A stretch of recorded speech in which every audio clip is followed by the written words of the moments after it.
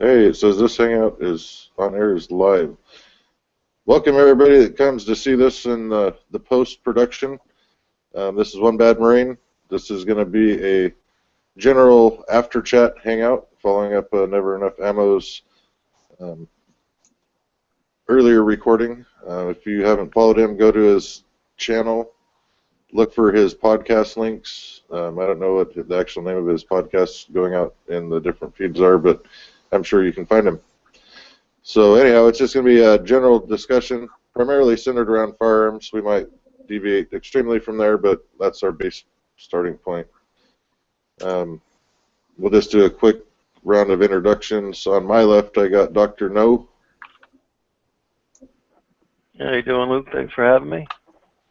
And I'm going short with Volcano.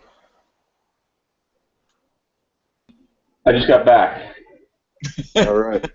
Say hi to the interwebs. Hello, world. Dano. Hey there. Then we got Nathan. Hi. Then we have Quark.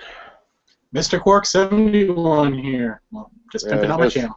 As people pop in, we'll probably fill this thing up as things go along, or at least improve in numbers. I'll try and introduce people when they come in for those that aren't familiar. But this is my attempt at hosting. I'm still working out some computer gremlins. If it goes off air, be patient. It will be back up shortly. My apologies, but I have some software conflicts that I'm working out, and we're just going to have to deal with it if I'm hosting, and that's just the way it is. So we don't have a full-on theme, but I wanted to sort of ask a question earlier that just didn't really fit in with what we were doing. How much local area activity are you seeing on the political front, primarily with firearm stuff, but even other issues currently that you weren't seeing in the past? Or is there a change from the past? In my local area, I'll quantify it, I'm seeing tons of grassroots activism going on and good things happening in democratically held houses where we're actually stopping what they want to do, even though we're not part of their voting alumni, if you will. I can say in Wisconsin they're trying to get rid of the 48-hour wait period to pick up your handgun. The cool-off period, Oregon used to have one of Yes. those. They had a six or 7 dayer for a while, and they finally figured out it didn't really do much. Plus, it only applied to handguns, so you could buy a shotgun and go kill somebody pissed off, but you couldn't do it with a handgun. It didn't really make much sense. Yeah, it's a lot easier with a shotgun. Illinois, we have a state representative that has filed a proposed bill that would allow us to have silencers. Currently in Illinois, we are not allowed any NFA items at all. So this would be a major step if it were to happen. Yeah, I was actually reading up on that earlier. I didn't commit it to memory. I apologize, but I thought it was really cool that at least you're having the discussion. That discussion wouldn't happen 3 or 4 years ago. Exactly. So I definitely see it changing across the country. I apologize. My memory's failing. They say the memory's first to go. But Dano, were you one of the people being in Illinois that had never had an option to carry that now has that option? Well, everyone does in Illinois as of last April or last. Right. Yeah. So it is becoming available to you. Oh yeah, I've had my carry permit since April. Cool. I mean, I had to apply in January, but 4 months later, I got it. Hey, with them getting the system set up, anybody that got it under a year, I think you're doing pretty good. So. Yeah.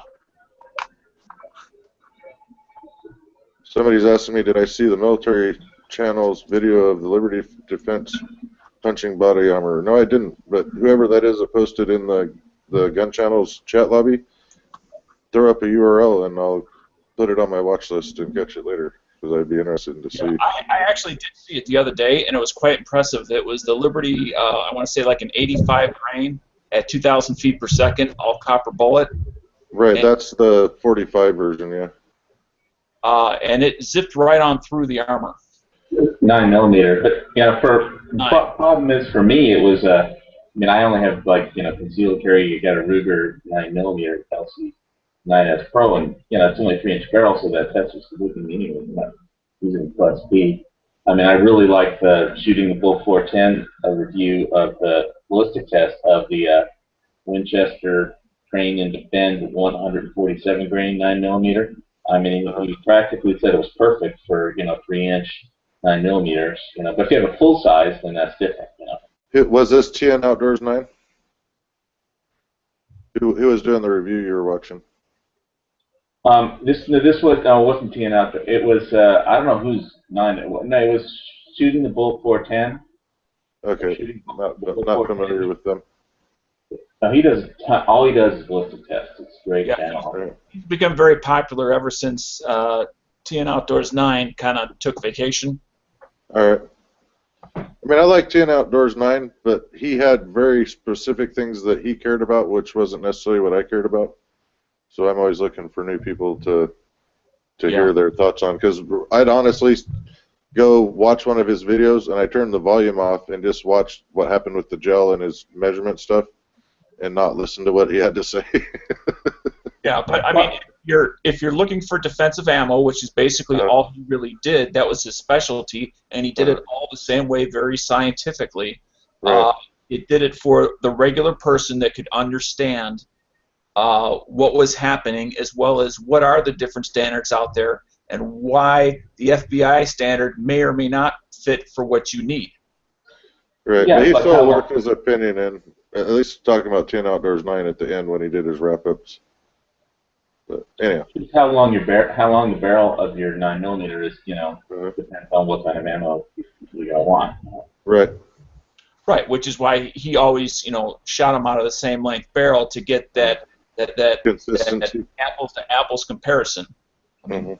Yeah, but he did a bunch of Shooting the Bull did like a bunch of 3-inch concealed 9mm tests, on the different ammo, and so that was important to me because that's what I have. So.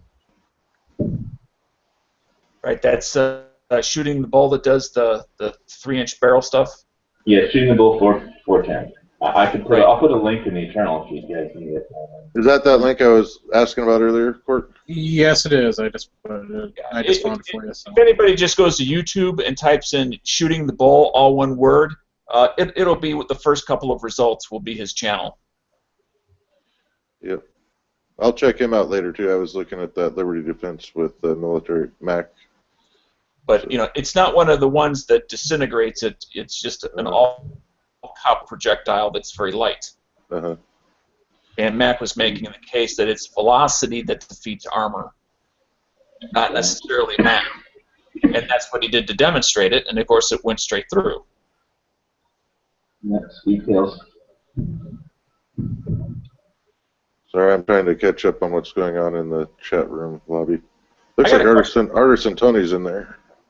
I got a question for anyone else who may have seen that same video that I was talking about. He had a Bulgarian gun. Do you remember that Bulgarian gun that he had? Was that a 9mm or what was that? Didn't he have like 3 different guns that he shot? Yeah, the last one you're talking about the last gun that he had, right? Yeah, he had that Scorpion 9mm, which didn't need the longer barrel for the extra velocity, because the 9mm handgun already went through the armor. Then he had that pistol, Scorpion, I believe it was, and then he had a Bulgarian gun with that surplus ammo from like 1959 that was supposed to be really hot. But I can't remember if it was 9mm, and I can't remember what Bulgarian gun it came from. I'll watch the video again. I don't remember off the top of my head either. I was just curious if someone else remembered more than I did. I just remember the 3 big holes in the floor. Yeah. And I do have to say, I was surprised to see the 9mm go through out of a standard handgun. And the armor that he was using is one step beyond the soft stuff that the patrol officers use. I hate to mention the numbers because I always get them confused and backwards. But instead of the soft stuff, it was the first level of, beyond that.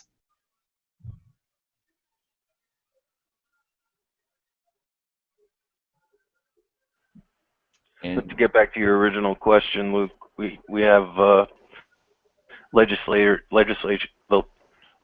in session here in Texas, so we're actually kind of buzzing from every corner. So we have 3 big pro-gun bills submitted, and basically everybody in grassroots on both sides of the argument's been doing testimonies, letters, demonstrations, submitting opinions to the process, etc. Right on.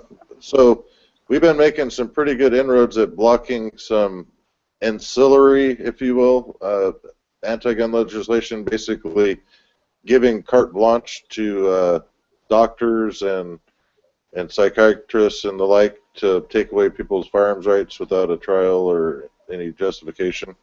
It's terrible. In Hawaii, you actually have to sign a medical waiver that lets them ask your doctor, if you want to permit your firearm handgun. Okay, that's cool. So that being said, because we've been fighting that so hard, and our legislature, some of our legislators have been doing a good job in supporting the Second Amendment deal. There's some ancillary stuff that they've asked us to move the charge onto, and as a group, we're accommodating them because they've helped us with other things. So we're getting drawn into some other areas. Like one of the things they asked us to help with was they want to add another, whatever it is, 19 cents a gallon to our fuel, which even though we already have like one of the highest per gallon state taxes on it, they want to add more to it. And they asked us to help shut it down, so we're going to help participate with that as well. So you gotta, if you're gonna push people to help you with something, you got to be willing to come back a little bit, which is what I wanted to sort of get out there. The state or federal deal? State. Well, absolutely, and it most definitely comes into play when you consider all the riders, the pork barrel stuff that they tack on some of these bills, depending upon what the sessions and the laws are like in your local state jurisdictions.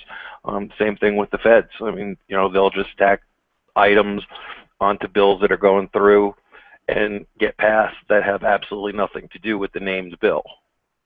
So there's a good way to pick up allies.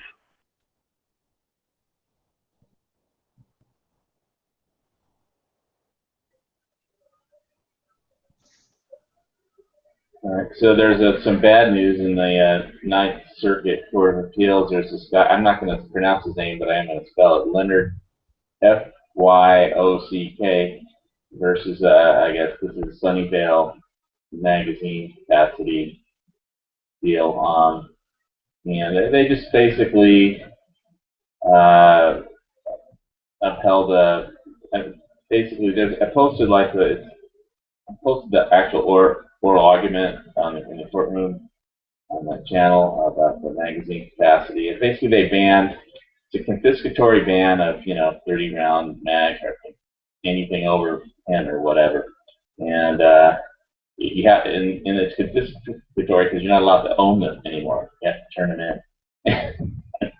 So they asked for a preliminary injunction on the law that Sunnyvale passed, and they said the district court didn't break any rules in not granting the preliminary injunction. But I mean, the case isn't over or anything. It's just the judges said that the argument didn't.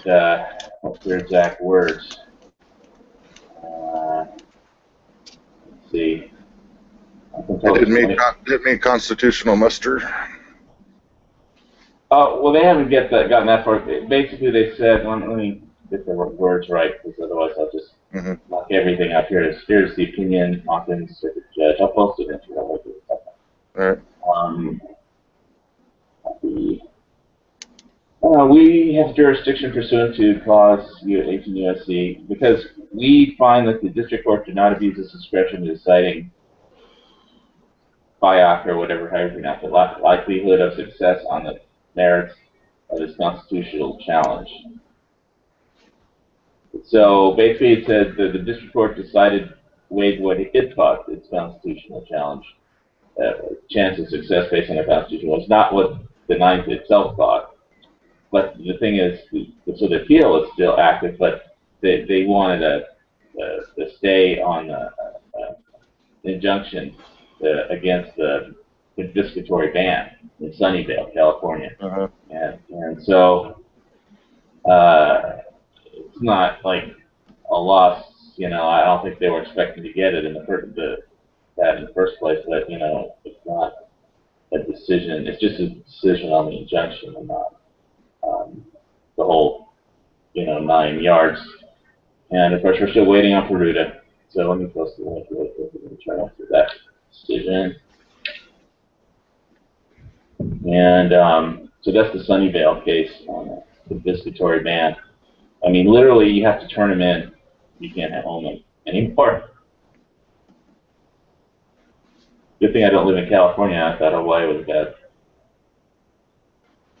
Yeah.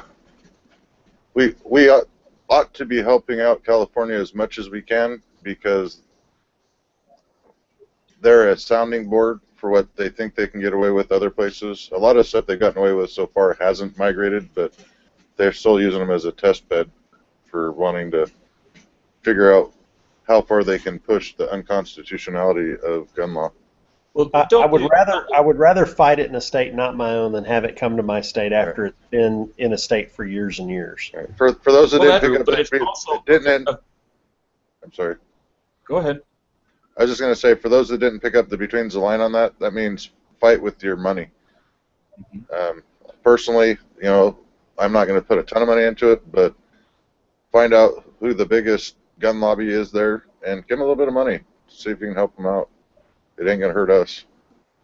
Is what I was going to say is there in there's about 5 states in particular that have somewhat of a unique legislation makeup of their state, and they are one of them, just like New York, just like New Jersey, just like Connecticut, just like Massachusetts, and you can probably throw a couple of others in there as well, that we can attempt to assist them, but until they're willing to help themselves by voting in legislatures that are willing to help their own citizens, there's not a whole lot we can do. We can help throw the money out there to get the message, but they, in the end, must help themselves.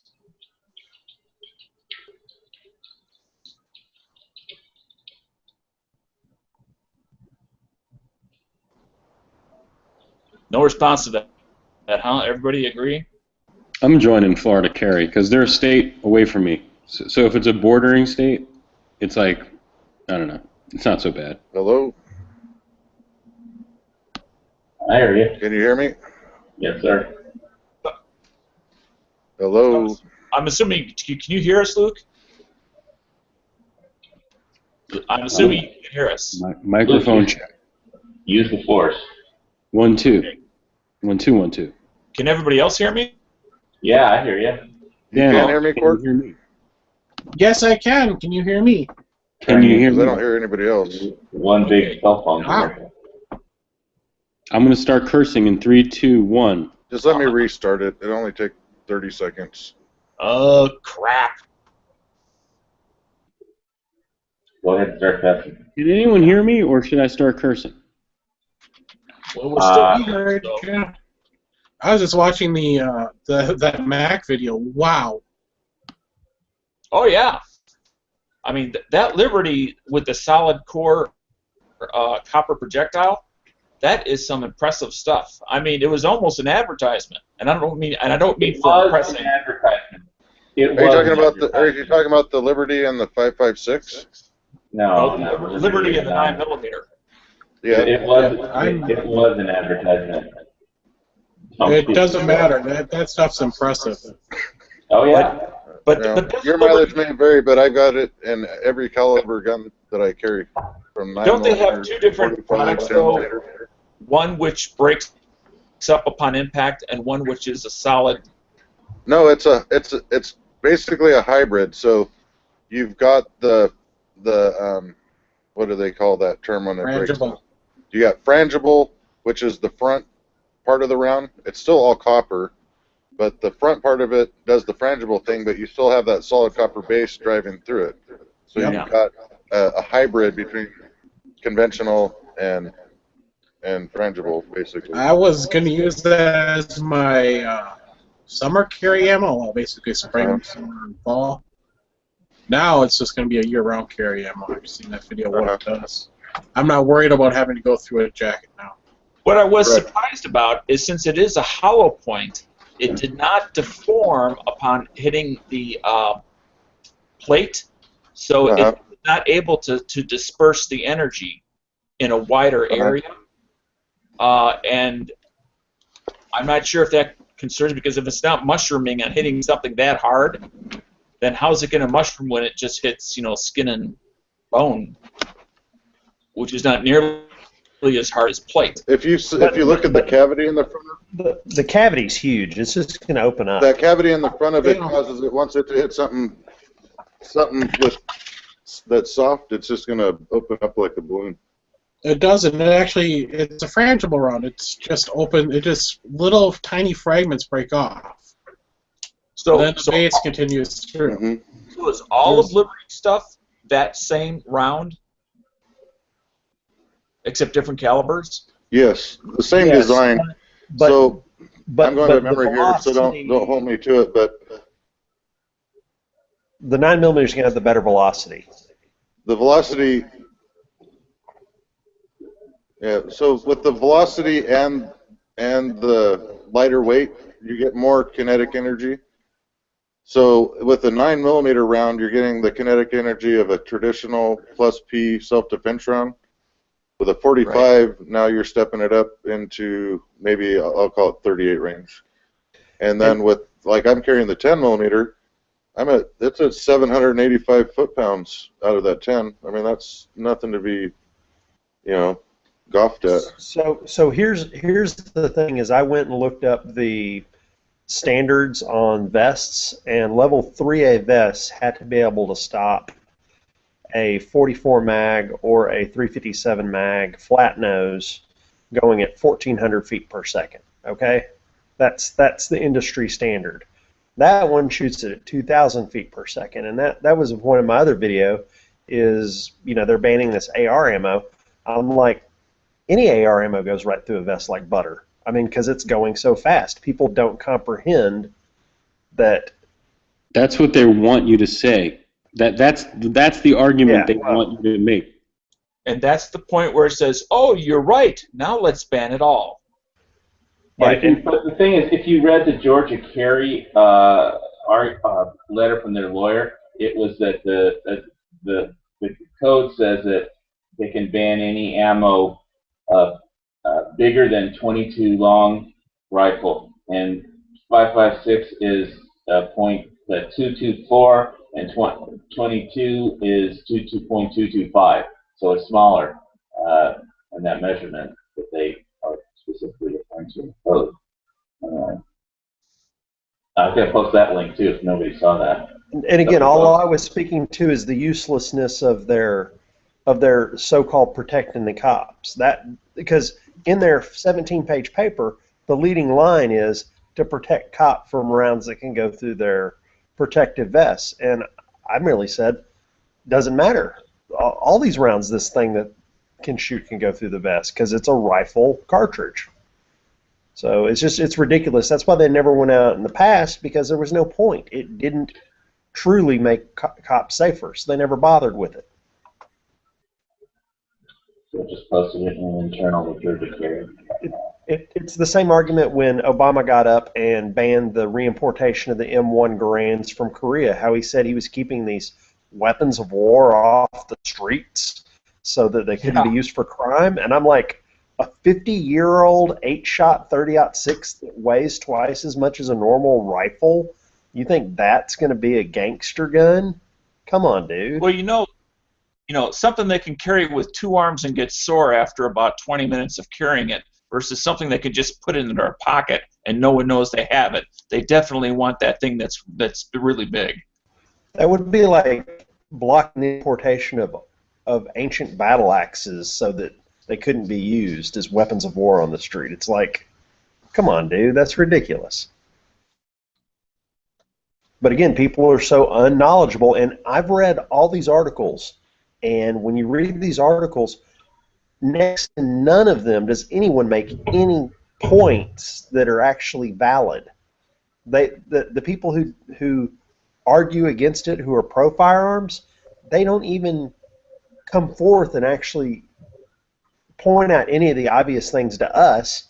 They argue against the other things. They argue about freedom and this and that. Nobody actually points out the fact that it's a useless thing. It's not going to actually even do what it's intended to do. Nobody points that out. It irritates the piss out of me. That's what's so scary is that if you argue that all rifle ammo out of a rifle pistol will go through the armor, that's the kind of argument they love, because then they can go, well, common sense, protect the law enforcement officers.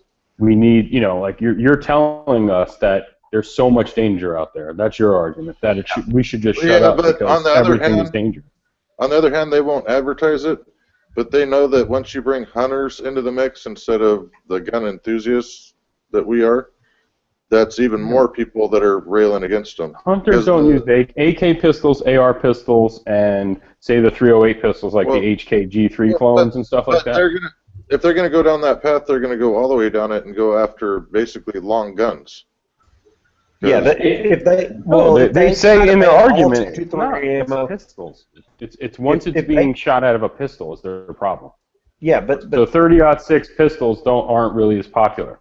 They even claim, didn't they say popularity? But they the new popularity of AR pistols. Like, this is so connected to the SIG brace thing. It's not even silly. I mean, it's like. It is so connected, dude. Clear that the fact that they just exist is enough for them to do something if they so choose. That's what they're trying, yeah.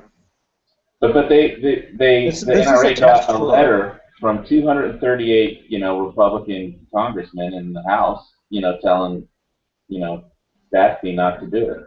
So, and that's a majority in the House anyway. When you weigh out the pros and cons, it's like the pros, we might actually get this thing done. Also, ammo might triple in cost. Like AR ammo just came available in my area probably like 3 months ago. Like, I don't know, like right around like the fall. Like, that's where I started seeing AR ammo come back. After 3 years, what was it, two years? Like, AR ammo the 22 still hasn't come back in my area. So worst case scenario on the other side is we create another buying frenzy, another just complete panic, and that's I swear I think they get that's a pro to them. Or we get rid of this stuff. Either or, it's good for them. Ammo costs will triple. The Ammo Mafia videos, those guys are having fun on YouTube. I mean, I explained it to a friend of mine who was like, big deal. Was basically it's 5.56 ammo, right? Taking away 50% of the 5.56 ammo available in America would make the other 50% more expensive. I mean, it would just have to. Like 193 would go up. Yeah, my dad said the same thing. He goes, I don't even shoot that round anyway. And I said, Dad, the point is they're attacking it. It's going to raise your taxes because all of that ammo that they resell to us that fails the military tests, now they got to charge more for the ammo because they have to actually destroy that ammo instead of resell it. So that's going to raise everybody's taxes for that ammo to be made for the military, and then on top of that, it's going to increase the price of all other ammunition connected to it too. And I'm like, you should care about the fact that someday you complain about how expensive bullets are for you to buy, and this only is going to raise it. You complain about that, and then you say, I don't use that bullet. I'm just hoping that this argument that we're having now with the ATF rolls back on that the 5.45 by whatever the hell it was, 30. Right. It's the AK-74 ammo. Yeah. Well, they're already done with that. They already cock-blocked all the Russian imports and already outlawed that. Once it's outlawed, you can't get it back in. That's like saying once a law is passed, it can never be repealed. No, it can't. I'm sorry. It's actually correct. In theory, you're correct, but until the administration changes, it's probably done for now. Yeah, for now it is. I'll give you that.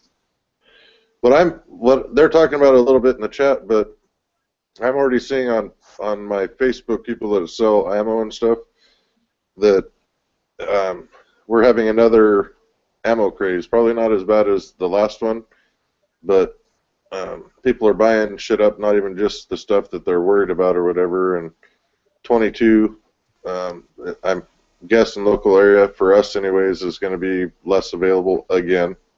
I'm already starting to see people trying to high price sell it and stuff, and it just pisses If me you look off to no end. at the chain of events, it's like within days the NRA ILA sent out an email, right? The next day or whatever. Right. So a lot of people found out from the NRA ILA, and then a lot of people found out if they're really gun people, and they were look on forums, if they're go to blogs and stuff. And now I swear, within the last 48 hours, now it's on Fox News, now it's on Drudge Report, now it's becoming mainstream. Now it's like, there's articles about it in mainstream media and stuff. So the panic wouldn't even have started until like yesterday. Now people are starting to see it on Fox. And Fox, I watched Fox all day today, pretty much. Like the Kelly file, yeah, believe me, the Kelly file. Megyn Kelly had Chris Cox, the president of the NRA ILA, was on.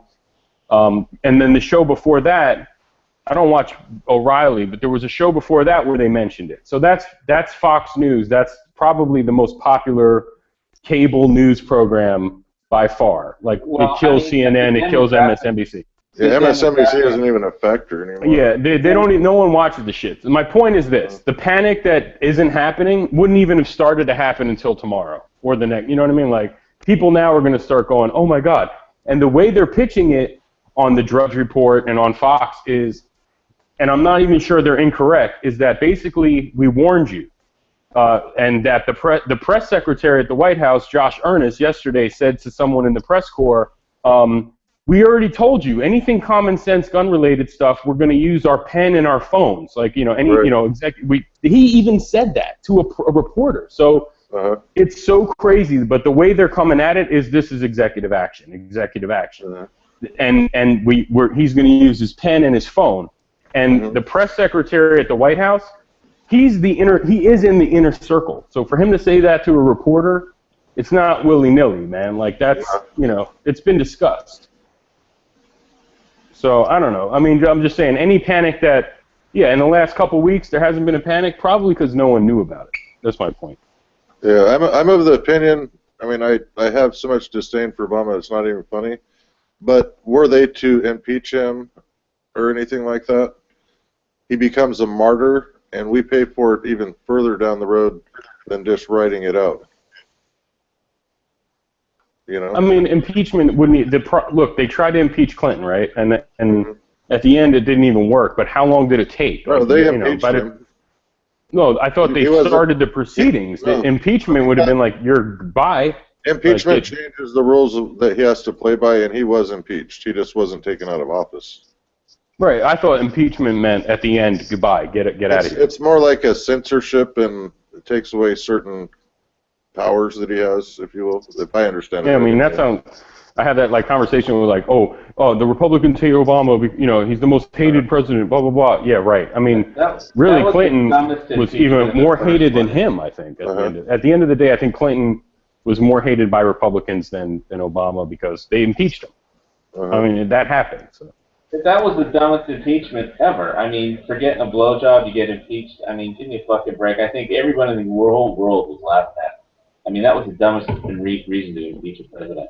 Well, I mean, exactly, but I mean, legalizing 11 million people who were here, illegally currently and stuff, like doing all kinds of stuff behind Congress's back would be more of a reason to do it, and they're not gonna. I mean, but they'll impeach Clinton for the cigar or whatever. Yeah. But maybe it's because they learned their lesson politically for the repercussions for what they did. I don't know. I mean, you're only speculating on what other people's will and intent is at this point. But. Well, and they have to get a large majority to do it. I mean, they have to get 75%, and they don't have it. Yeah. Yeah, they have a simple majority, which is what they need. What's called a supermajority, which is what Nathan's talking about. Yeah, so that they know all it's going to do is, if they could drag him in, but it ain't going to work, and it's going to politically backfire, so they're not going to do it. He'd have to do something. Mhm. He'd have to anger the American public for them to feel they could do it. But even then, I don't want him to. Yeah, I don't want him to. It's either, self-serving, 'cause but you turn him into a martyr, and we think it's bad with what he did with blaming Bush or whatever. We'd be eviscerated for the next 20 years for being the party that hated black people so bad that they pulled him out of office. You have It's too big of a price to pay. You have The same entrenched argument. supporters of the current president based off of nothing to do with what he's done, what he's going to do, and have more to do with what he physically is that will come. Right.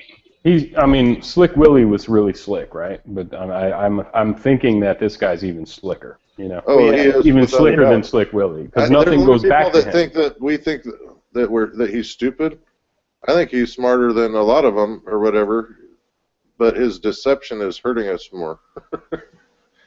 You know, people think that his policies for the Middle East are jacked up. He's getting exactly what he wants done over there. He ain't made a mistake yet for his plan. He's not It's just stupid, not our he's plan. very smart. It's just he has very different goals that he's not telling us Right. about. But I Yeah. think he's making progress on the goals that he's keeping, like a poker player, keeping the cards close to his chest. He's not letting the American public know what his goals really are.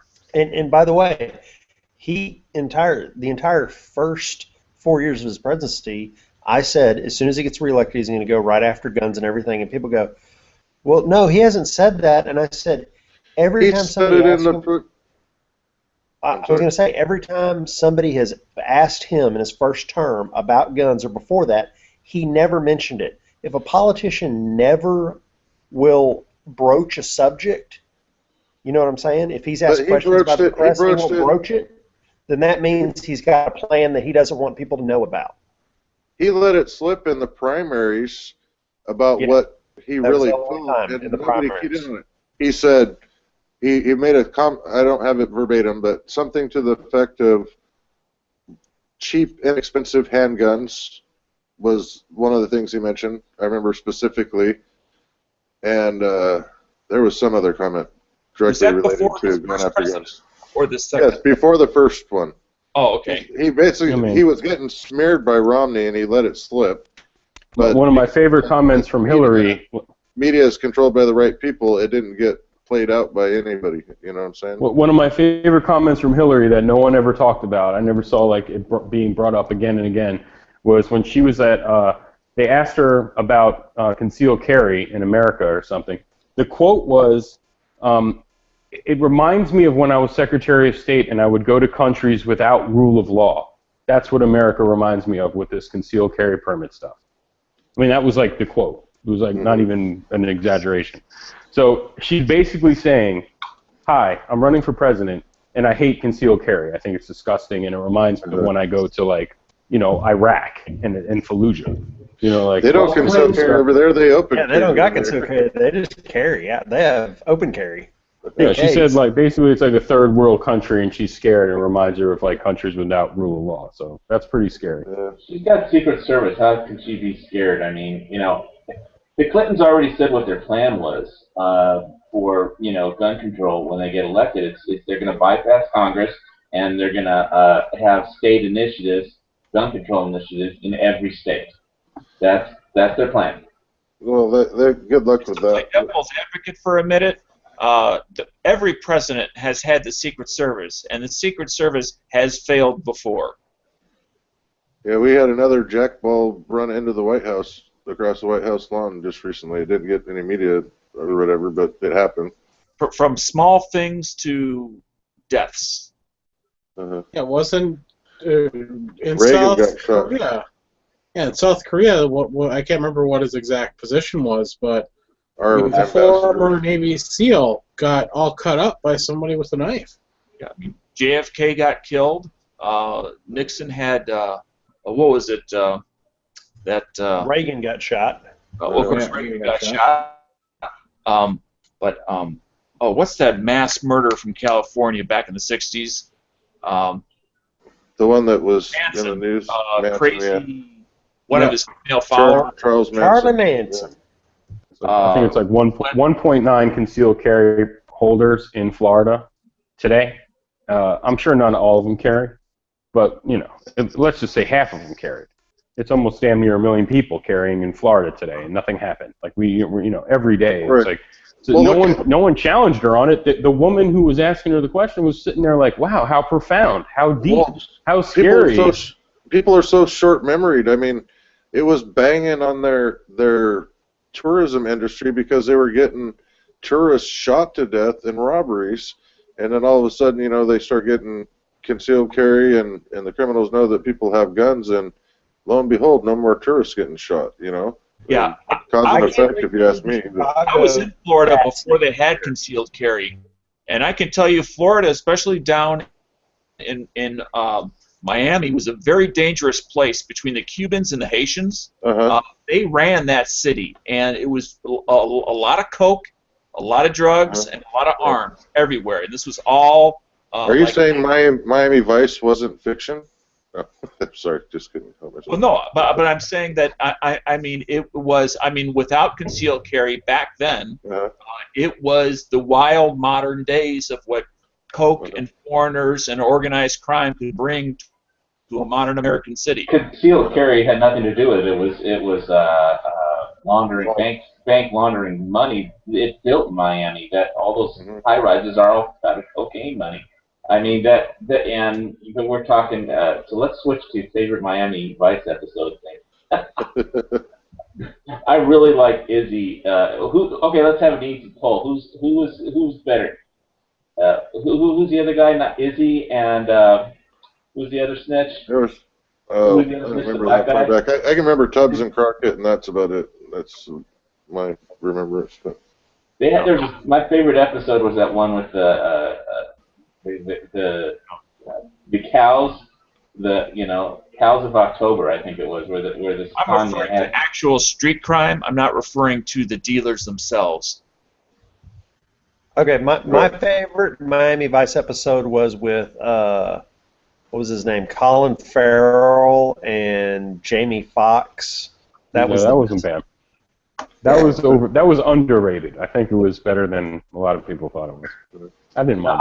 I like the Cows of October, which is so funny when Izzy is negotiating between the Cuban foreign agent and the CIA guy over there. He's negotiating the price over these super small productive cows that didn't exist. And he's like gringos, like gringos 5 million, Cubanos 6. It was so over the top. Well, the reason why they have their state has the most concealed carry permit holders is because it was one of the first states that was giving them the carry permits out. I think in like the early '80s, because some old woman, fought her way all the way to the Supreme Court in the state. So I mean, props to them. So the other snitch awesome. Was the we have Florida to thank for a lot.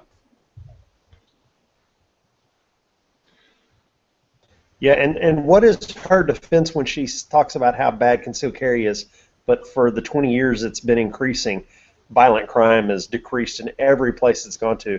And like I said earlier, I want to see the murder stats next year after a full year of concealed carry in Chicago, because I guarantee you, it ain't going to be 500 dead like has been the average.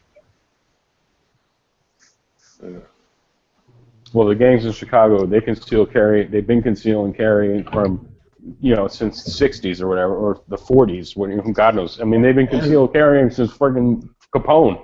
I mean, so, the Black Panthers. But I'm talking about the populace capping them and them behaving. Yeah, one thing you forget about Chicago, they also increased the presence of the police on the streets. And why do you think they finally did that? Because the concealed carry went through, and they want to be able to point back and say, "Oh, it's already 10% of the cops on the street." Exactly. That's what I'm getting at. It's our overtime. That murder rate was gang on gang. That murder rate is like 3 gangs going to war. So how could the average law-abiding citizen have any impact on 2 or 3 gangs going to war with each other every summer? Every summer they kill each other. There's a lot of collateral in Chicago. A lot of people besides gang members. In the same period of time, there was more people killed in Chicago than in the Afghanistan war. It was just crazy. And yet the attention on Chicago was never there. So I saw a video recently. It was a really good description of. They went through the numbers as far as where the U.S. ranks worldwide on murders per capita or whatever, and they did it with the base numbers. And I don't remember where we ended up on the list, but we're not that high up on the list. Not as high as you would think, by the way that the anti-gunners would put it. But basically, if we took out Chicago, New York, California, all the high gun control areas where the criminals run free, it took us like almost to the least amount of anybody in the world for deaths per capita if you take those couple of states out of the mix, because their rates are so much higher. It brings the curve up, you know. But I don't know. Yeah, Chicago's an interesting little place. I hope Emmanuel loses his shirt and gets to go cry back to D.C. and try to get back in there. Maybe he can be Hillary's chief of staff. I mean, isn't Chicago getting ready to set a record for the most politicians that have gone in for racketeering or felony criminal charges? I think Nobody they have talks owned about that it. record for a long time. Yeah.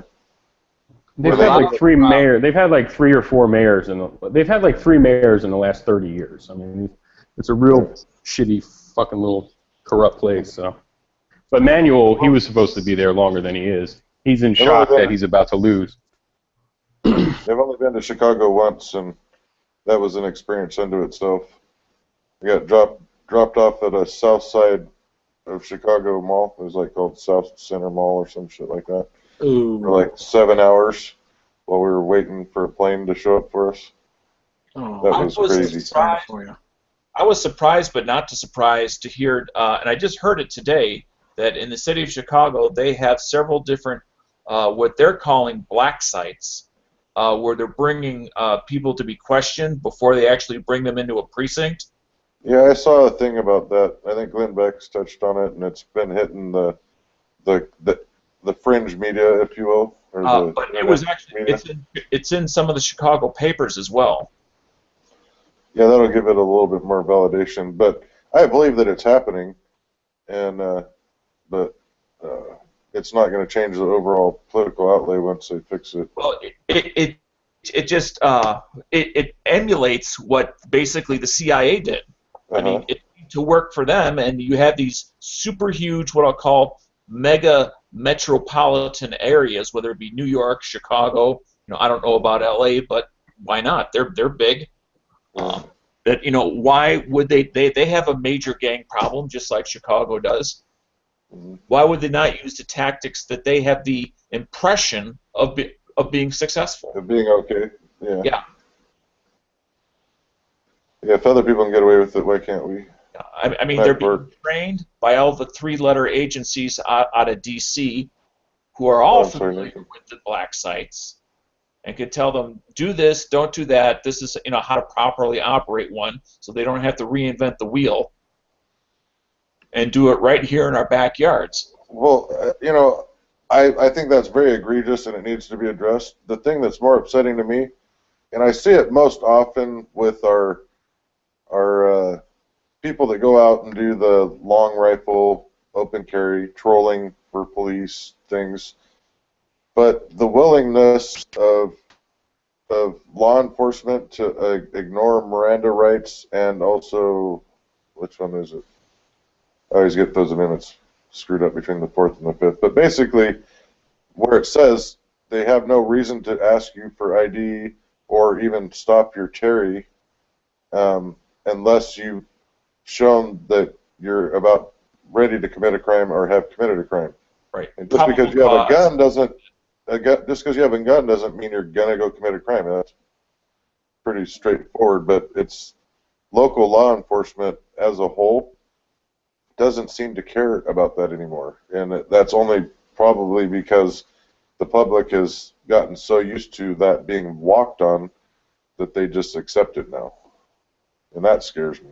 Yeah, and I heard you in your earlier chat, and maybe I didn't hear you say what I thought you said, but it sounded like you were saying that the property rights violations in this country seem to be pretty much thrown out the window because the police aren't even doing a good job of reporting the crime, let alone doing any investigation.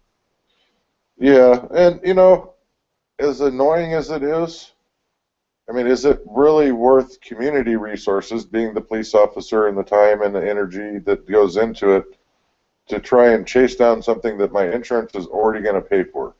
You know, it's maybe not the best way to look at it, but as far as conserving community resources, it sort of makes sense. It's just annoying when it's you, and when you have stuff stolen from you. I'm sure everybody's had stuff stolen from them at some point or another, but you have that feeling of violation, and you want law enforcement to do something so you can react to it or whatever, and it just takes that element out of it as a victim, is you don't have that, oh, now the cops are out looking for him. That it's like, no, the cops just gave you a paper to fill out, and nothing's ever going to happen. If you share everything with everyone, you're never a victim. Right. I guess what really burns me about that is that yeah, it's good to have insurance. I'm not against insurance, but you shouldn't feel like, oh, I really need insurance because the cops are never going to help me. Right. You know, they're never going to investigate it, so now I really have to have insurance because they're not going to do jack crap in regards to trying to get my property back. You can't get the cops to do much of anything unless there's a dead body somewhere. You know, honestly, maybe we ought to have a discussion about what in a perfect world, you know, we like to play the perfect world game, or our imaginary world where everything's perfect. I mean, in a perfect world there wouldn't be crime, but okay, in a perfect world we have crime. What do you really want out of law enforcement? Because I personally don't see them as, quote unquote, a protector, although most of them have that preserve and protect thing on their cars. I mean, I don't care where you go, it seems to be on there. But what do we really want from law enforcement? Well, the one thing that I want is less time sitting on the side of the road radaring the speed of cars and more time investigating actual crime. Right. Right. I mean, it may not solve the problem, but if they can at least investigate a few of these things and maybe get out a few less tickets.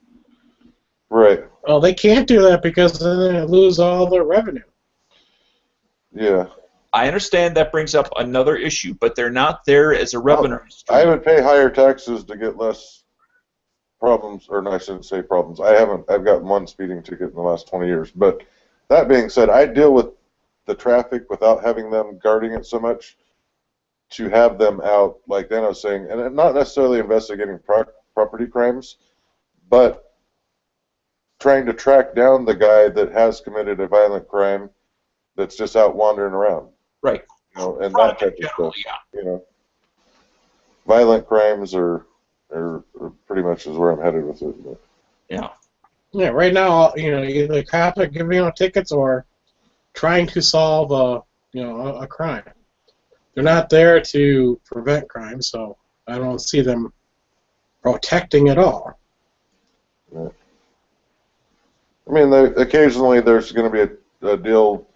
If they're close enough by and there's a mass shooting kicks off, and they're going to show up in a big presence, and that's a good thing. I'm not negating that or whatever, but you know, those events are few and far between statistically or whatever.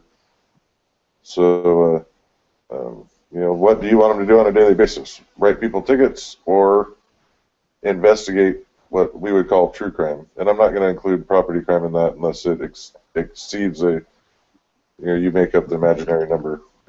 Exceeds $40,000 or something, whatever threshold. Yeah, well, even then, I mean, then it's like, well, then people who are not financially successful in life never get that service. Right. And then it's service only for the rich. Uh-huh. That's the problem with picking a number. Yeah, there is. But on the other hand, what do you as a community pay as a price to include the smaller property crimes where it might cost you more as a group going after that than you net benefit back? You know, it's a profit and loss thing. I guess I also look at these things as although you may start with a very low-level burglar stealing, $200, $400 here, it works its way up. He has to bring that merchandise to somebody to get cash for it. That next person has to then dump it back on the market and must pay. It works up a chain of command. Right. And by starting with the small people, you begin to form patterns of people and who they are, who they're reporting to, how much money is involved, to where then you can get the guys further up on the chain that are getting the 40 grand, the 100 grand. And I can't say we're the meth capital of the Northwest, so our dynamics here are a little bit different because a lot of our quote-unquote minor property crimes are just guys, hotboxing cars looking to trade something to their dealer for more drugs. And, as organized as that may seem as it is, it's not like they have a stolen properties RS fencing outfit set up to disperse all that property because they're getting it, at such low cost.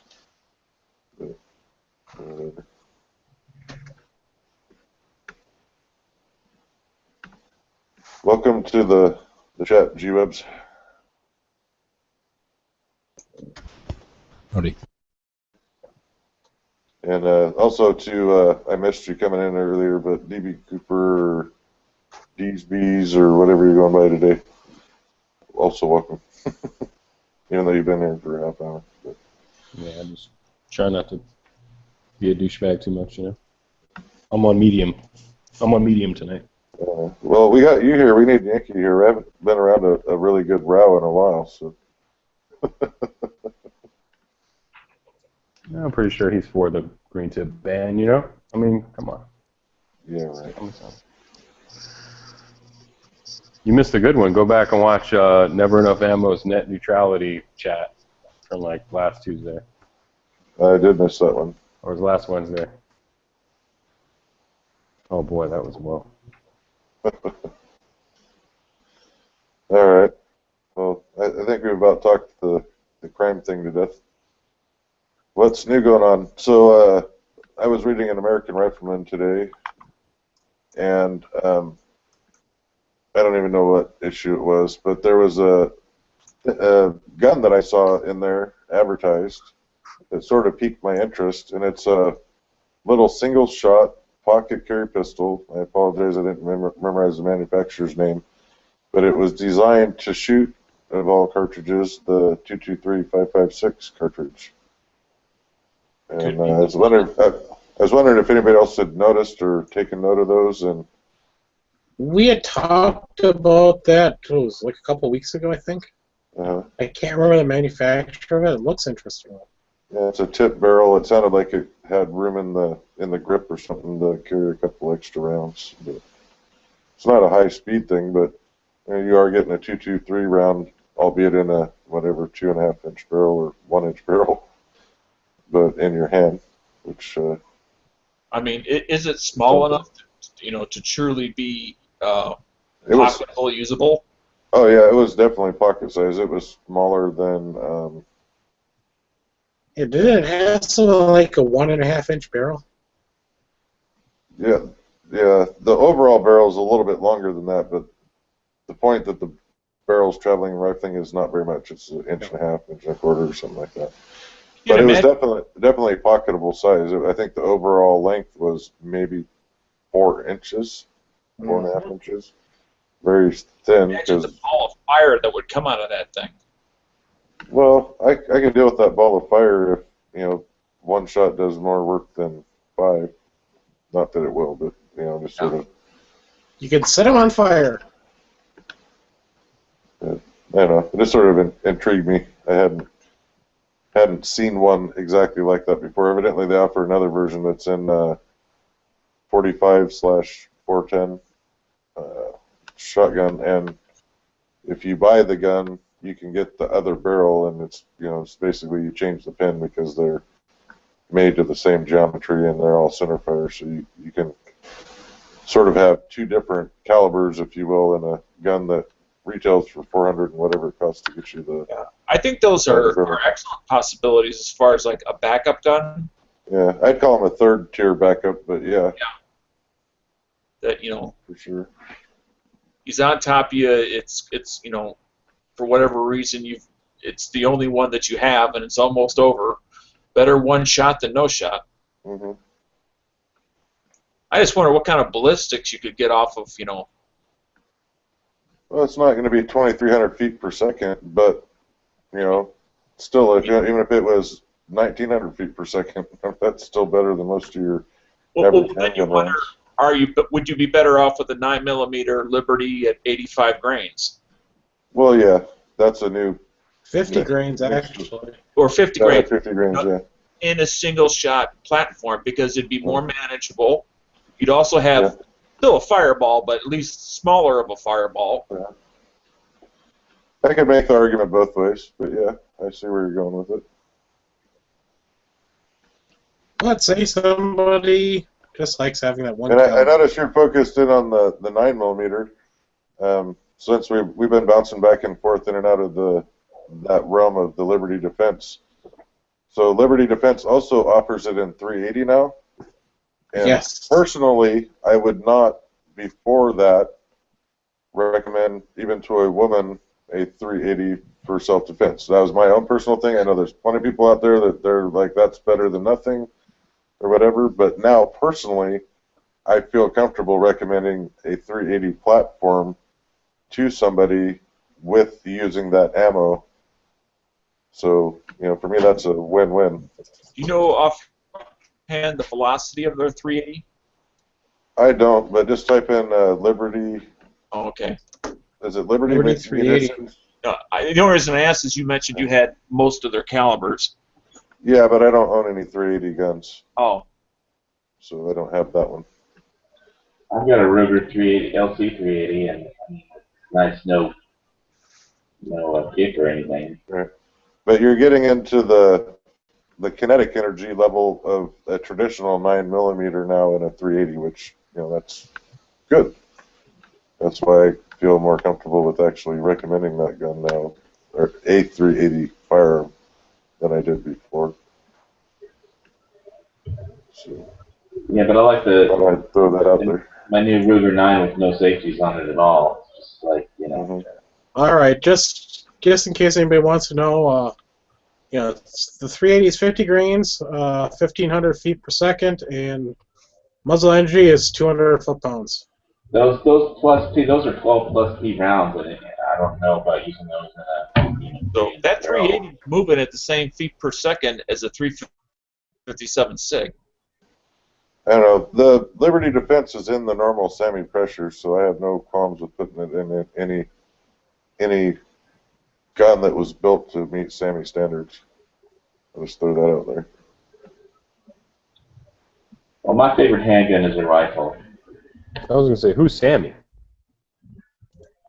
Sammy Hagar? That's one of those hookers. Yeah, Sammy, that guy that came up with those numbers that quantified how ammo manufacturers created cartridges so that the guns were blown up in people's faces. That Sammy guy. Samuel. Don't make me look up the acronym. I'm just kidding. SAAMI or whatever. I know. Yeah, I know it's a double A. I don't know what I'm talking about, but I know you do. So I thought it was a double A or double M? SAMMI or is it SAA? Now you're gonna make me look it up. I know. Yeah, I'm pulling the blank too. Is it SAA or SAMM? Oh, yeah, SAA. Or it could be SAMM. I think it's SAA. Who cares? It's standard. He's just trying to mess with our mind. He knows, We're and gonna he's look just screwing with us. So some people on these chats, like if you say like, yeah, according to Sammy Spec, they're like, who the fuck is that? Who's Sammy? Yeah. It's SAAMI, Sporting Arms and Ammunition Manufacturers. Yeah. AKA good guy with guns enemy. What's the I stand for? Industry or what? Institute. Sporting Arms and Ammunition Manufacturers Institute. All right, you heard it here first. Good guy with gun is at war with them. So. Well, yeah, Choose a side, dude. Just pick a side. It's good guy with Dunn Institute. Mhm. Okay, so I missed it. Why is good guy have a problem with him? I have no idea, and I don't really He's like care. a chef So, who just like goes by taste. You know what I mean? Like there's Because some they chefs keep that are telling like him they're how to load.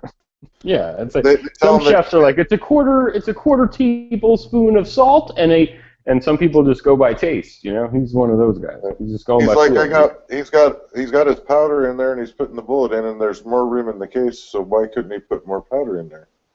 You know, that's where he's coming from, I think. Or he did it once on a plus P load, and his gun didn't blow up, so he figures that's okay.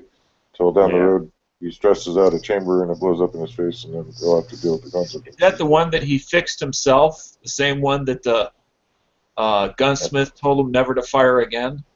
I No, did His rounds 33. basically look like stormtroopers shooting at Star Wars. You know, like it's basically like red streaks. fireballs. They're like tracer rounds. They're going so fast. Yeah. All right, so I don't think I mentioned it. So this last weekend I was home for a day, but I got home early enough on Saturday that I had put a new 24-pound spring in my Delta Gold Cup because the double spring was allowing frame hits with full power loads. So I got the new spring in there. I wanted to test it with my carry ammo and regular ammo for functionality because I didn't want to carry a gun that I hadn't checked to make sure it works properly. So I ran a box of 50 rounds of, I think it was PMC or something, a full power load, not a plus P load, through there, and it all ran fine. Then I switched over to the Liberty Defense, and I started getting light primer strikes. Before people start going, oh shit, there's a problem with the ammo. The problem is I had that gun disassembled. I did had somebody help me out with some sandblasting work, and I'm pretty sure that it was either a mix of lack of lubrication and or grit in the mainspring housing was causing a light hammer strike that caused light primer strikes. The primers are harder than your conventional crap target ammo or whatever, but I don't think it's an ammo problem. It's I didn't do a good job of greasing and cleaning problem. So. Anytime I get light primer strikes, it's because I forgot not to squirt WD-40 in my firing pin channel. Yeah. It's just that's not where that goes. So anyhow, so when I get home this weekend, I gotta take it, clean it, lube it, and then I have to do one more round. And it really sucked because I got to the range late. It cost me $20 for the whole day fee, and I only got to be there for 30 minutes. And in 30 minutes, I fired, 60 rounds, 50 of the regular and 10 of the carry ammo, and left with the gun that I still couldn't carry. It was sort of a shitty deal. So between ammo and the fee or whatever, it cost me $50 to find out that I did a poor job of cleaning and lubing my firearm. Oh, there's the back thing on this. I did change my mainspring housing and used the original spring and plunger out of it between an arched and a straight. I don't know that the length changed on it, but I'm probably going to go back to the straight one, cleaned up and whatever, until I'm sure all the problems are gone, and then I will reintroduce that arched one to see if it works or not. Anyhow, there's enough disparate things that went on that it's not a surprise that something wasn't working properly. But that being said, the first shot out of the barrel, I shot one of the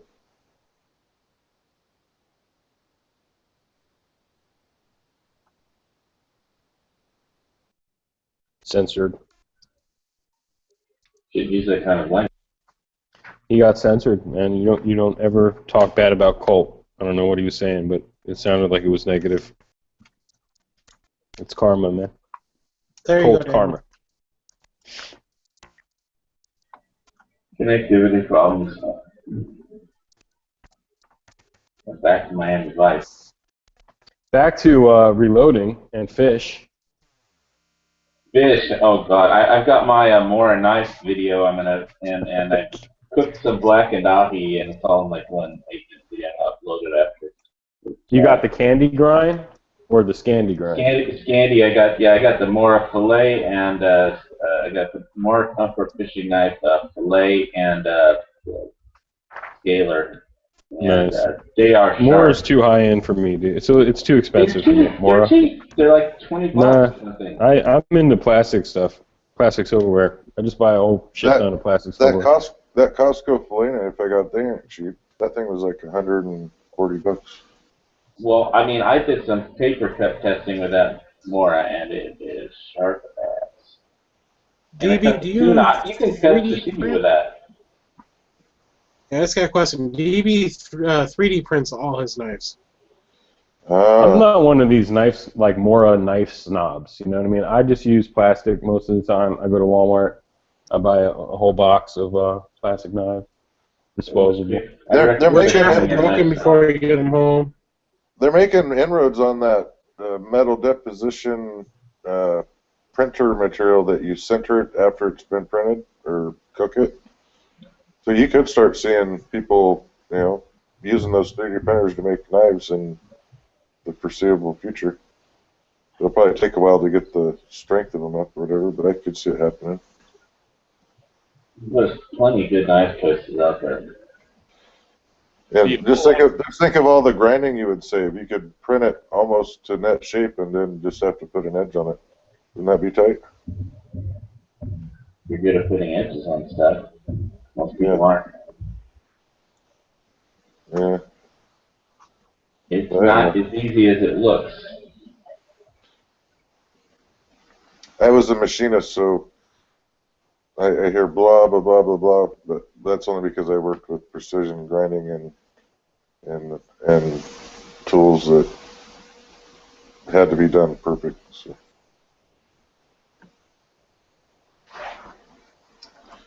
Does Liberty even have their own website? Yeah, it's like libertyammunition.com or something like that. Yeah, I put it in the internal for you, Dano. Oh, I missed it. I don't know what I put in Liberty Ammunition, and somehow it didn't come up. It just gave me every place that sells it.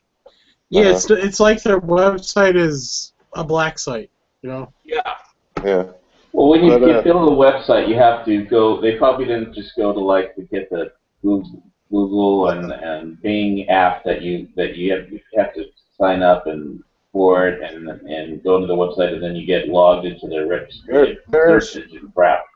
There is a plus to ordering the Liberty ammo because you're not ordering lead projectiles. You're ordering copper that's a lot lighter.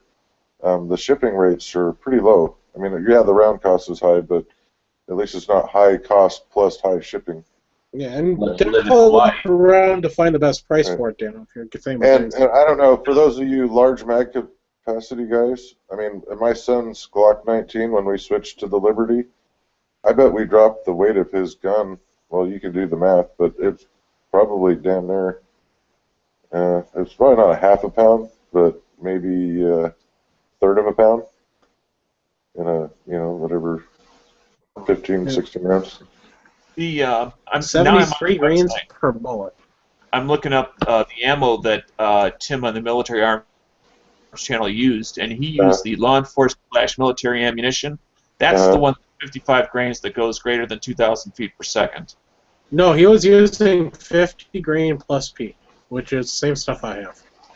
All right, then I'll go back and get that then.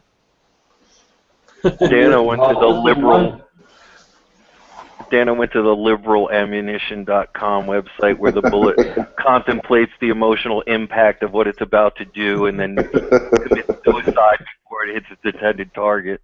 Yeah, because there's a robot voice that comes along like, "Wouldn't you rather just get raped? Do not shoot, offender." I wish I could find the article, but I read an awesome article by a psychologist that explained why these people that are so heavily anti-gun are the way they are. And basically what I took out of it, this is a very condensed version obviously, was basically they're afraid what they would do to somebody else with the gun, like they'd get pissed off at the neighbor and shoot them, but they transfer what they're afraid of themselves onto other people, and that's why they come at you so viciously, because they're so unsure of what they would do. It's you had to read the article, but it was really good. By the way, I did a live chat on this exact same article. It's by Dr. Sarah something, I can't remember now. Yes. I was going to say, like, listening to Charles Heller radio program, like Liberty Watch and the Armed Free Channel, or the G-Webs put his chats up. He had, I forgot who he had on, but he was from New York, I think, and basically a lot of the anti-gun bigwigs out there, the guys who lead in that field, are from places where it was always forbidden. You know what I mean? It was never like they never had a chance to own a gun to see that, hey, I own a gun and I'm not shooting my neighbor and I'm not getting into shootouts on the highway and stuff. So it was always banned where they lived, and they rose to power, and yeah, they had. You're right. I agree with you. They have that fear of like, well, if what would I do with a gun? But they never even could have a chance to own one. Like, their entire childhood, their parents didn't own any, their grandparents didn't have any, or whatever. And that's that's part of it. I think it's California, New York. I could have been one of them, but my parents put me into Boy Scouts, and I went to scout camp and got a shoot, and I was an addict ever since. Well, I would have turned out that way myself until Wisconsin passed the concealed carry law, and it made me start thinking that I should actually own a gun and be able to protect myself. In one of these chats the other day, one of these chats, people were talking in the chat window, like, I was there was a few people who were like, well, I used to be neutral, or I used to be like an anti-gun kind of guy, or until this happened, or until this happened. And I always say, like, well, dude, I mean, I saw Star Wars, like, it's in, like, our culture, usually, the impact from pop culture, just in general, all the movies we've ever seen, all the TV shows we've ever seen, a victim getting victimized because they didn't have the power to fight back, right? It's just such a general. In Star Wars, like it was there, like from early on, since as young as I can remember, like every movie I ever saw, the good guys had guns. The only. What scene? I would say like Han Solo in the bar. Okay, maybe he shot first, maybe he didn't. That's up to debate now, right? But I'm just saying, either way, like Princess Leia was shooting back at the stormtroopers or whatever. I mean, it was just a way, that a good person would fight against an evil person. You know what I mean? Or any of these movies or TV shows or comic books or anything growing up. It's just that's, to me, that's common sense. You know what I mean? Like, bad people will always be bad. It's up to good people to fight against them, and what would help you fight against them? Like, what tools would you need? Yeah, well, my only was, I was gonna say, just for me, it was, I grew up in an anti-gun household. My father was really against them. I never had a negative or positive light on guns. I didn't let his opinion sway me.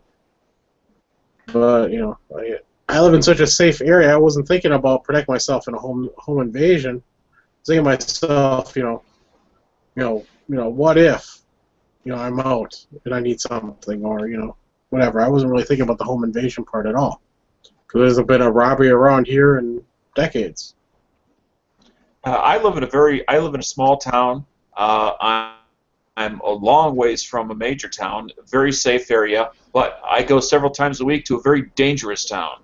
In fact, I'm going there tomorrow morning. And I spend a lot of time, multiple days per week with the homeless, very dangerous group to work with. Got a lot of addicts, active addicts, a lot of criminals, and a lot of good guys that have just fallen on bad times. Crime could find you at any point in time. It was like I alliterated earlier. You could be in a town that hasn't had crime for 20 years, but somebody drifts in and now you got crime. Exactly.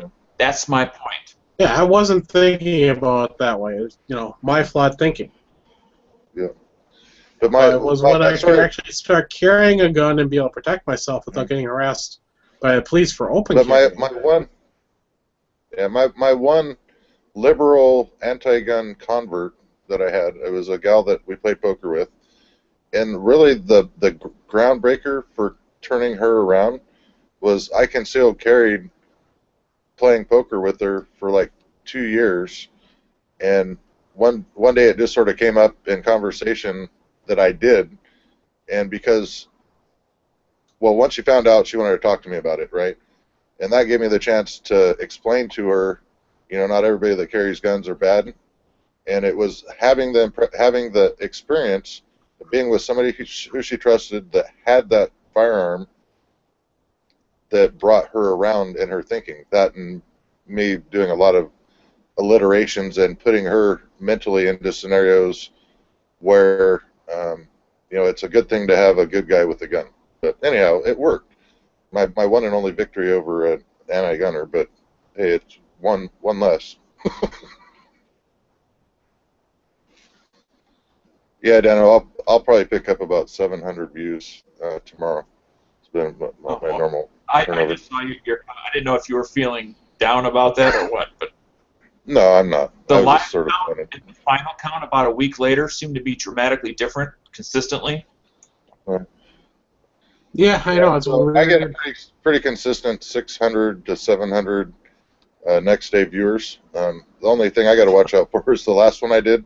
I hadn't done one for a while, and I forgot to monetize it, so I got 700 views with no ad revenue. Yeah, but well, it's Whatever. it's a relearning lesson. Yeah, Luke, I will tell you after you set it up and you get that link, just go to your live events, and then just monetize it immediately. That's what I learned to do. It's real easy to monetize. I just Yeah, but it's also real easy to forget, and then all of a sudden it's the next day, and if you miss an 8-hour curve, you can miss 100 views or more. Yeah, and also so you know, you can actually put ads at the end and then sometime during the video as well. You can't do that until after the event has ended. It is up on YouTube, which actually bring in more revenue. But I do have to say, I'm not worried about my viewership. I'm pretty comfortable with where I'm at. My subs are stable, and until I do more activity to warrant more subs, I'll be where I'm at. But hopefully, as we pick up activity, that will pick up as well. You can always do a giveaway, dude. I mean, when was the last time you gave away something?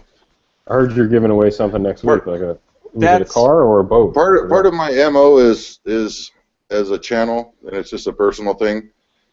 But I say all these channels, they do giveaways, and yeah, it does get you subs, but are they long-term subs? The subs that I build up right now, I have 2,200 that aren't walking away, that aren't expecting giveaways and stuff like that, and that's okay with me. You know, I don't see the value, especially with my revenue. I'm not going to get specific because then I might get the YouTube bam hammer or whatever, but fiscally it doesn't make sense to do a giveaway to try and get more viewers. I'd rather surprise my subs with something they weren't expecting than have them showing up saying, well, when's the next giveaway? How come it hasn't come yet? Right, because the only thing that I close to even calling an investment in YouTube was I bought that Ego camera, the one I use for those tower videos, at a pawn shop for $70. So I've outlaid $70. I've made more than that off of YouTube, and I'm in the plus. We'll just leave it at that. Yeah, I've decided that until I receive my first check, which kind of tells you a lot right there, that I would not even consider a giveaway. But I might consider something small as kind of a thank you to the subscribers that have hung with me for 10 years when I finally get it, if I ever get a check. There you go. If you guys want to do giveaways, you can give away patches and stuff. Yeah. Oh, I can do giveaways. I'm not even batching giveaways. It can be a very good tool for bringing more people in. Oh, exactly. So I'm on a particular program. I took a path, and I'm a stubborn jarhead, and that's the path I'm going down, at least for now, until I think that's an excellent tool because it's low cost, it's gun swag, and what gun guy or gun gal doesn't like gun swag? We all like it. And especially if you're a channel that's not making much, to have 3, 4, 5, 10, whatever is not a big layout. No. Well, for me, I've kept this pretty low key. I'm not making a whole lot of videos about it. Actually, I think I made one like 6 months ago. But when I get to 1,000 subs, I'm doing a giveaway just for the 1,000 subs that have been sticking around. Right. And stuck with me, Uh-huh. So it's not. I won't make a video until I get to that 1,000 sub, and then I'll make a video on exactly what I'm giving away. But it's that, and what I make off YouTube is piddling. But that's cool. I donate that money to an animal shelter. Uh-huh. So I don't even look. What I invest in YouTube is for my own enjoyment. Would you say animal shelter or ammo shelter? Animal. his personal ammo. Nah, shelter. Animal shelter. Yeah. I got all my Instead of kitty donating to animal shelters, I'm just buying animals. I'm Yeah. going to become an animal shelter. No, So that's my goal. Donating. no, I'm stuck at 5, and that's not going to be any more than that. Yeah. Well, there's always doing the unexpected, Dano, like untucking your T-shirt. I mean, there's always that. It would be shocking. Actually, I do have a quick question to go across the board. I don't want to turn it into a big subject, but just what you think as far as if the ATF does go ahead and ban the M855. It's a two-part question. One is, will they go after another ammo? And two, what do you think that ammo will be? DB, why don't you go first? Yes, 308. Yes. Or Okay, 762 by Dr. 39. I can't. Let me take that back. No. Do you think they're going to get it? And if so, what will they go after next? Or, if anything. Dr. No apparently is not there. So, okay. G-Web. He's AFK. Yeah. G-Web, are you at the microphone? 50 BMG. Okay. There we go. I don't know who Green Tip is, but... Hawaii Volcano Squad. Hawaii Yeah, they'll go after the AK ammo. Okay, 762 by 39, which is why I bought 1,000 rounds the moment I saw the M55, because that's the one that I was down a little bit. So See, there's one internet connection in Hawaii, and when one of these guys comes over to it, the other guy has to go to the other side of the island so it doesn't tip over. So that's why I get one Hawaiian at a time in here. Okay, Luke, do you think they're going to ban it? And if so, what? It's not on the same island as me. Okay. I think they want to ban it really bad, but I'm an optimist, so I'm going to say no, it isn't going to happen. But should I be wrong, what ammo do I think they're going after next? It would definitely be the AK ammo, without a doubt. Quark? Well, since two people said, I'm going to say yes. They will go after another ammo, and logical choice would be the AK, 762 by 39. But they could go after high-velocity pistol ammunition if Max Video gets really, really popular. Yeah, but I will qualify. The reason I'm saying the AK ammo is because there's AK pistols out there. Exactly. Another rifle shooting or pistol shooting a rifle around, if you will. And I'm going to throw a caveat. If they do it, I'm not saying, because I'm really not sure if they'll do it or not. But if they do it, because of exactly what Luke just said, there is an AK pistol out there. That is exactly the ammo they will go after next. In Hawaii, this thing makes no sense because all assault pistols transfers have been banned in Hawaii for over a decade. Right, but you'll still get the ammo shortage with us. And although there was only one person that said 50 BMG, but then, dear God, that is an awful powerful long-range round. That being said, I think you should be able to have a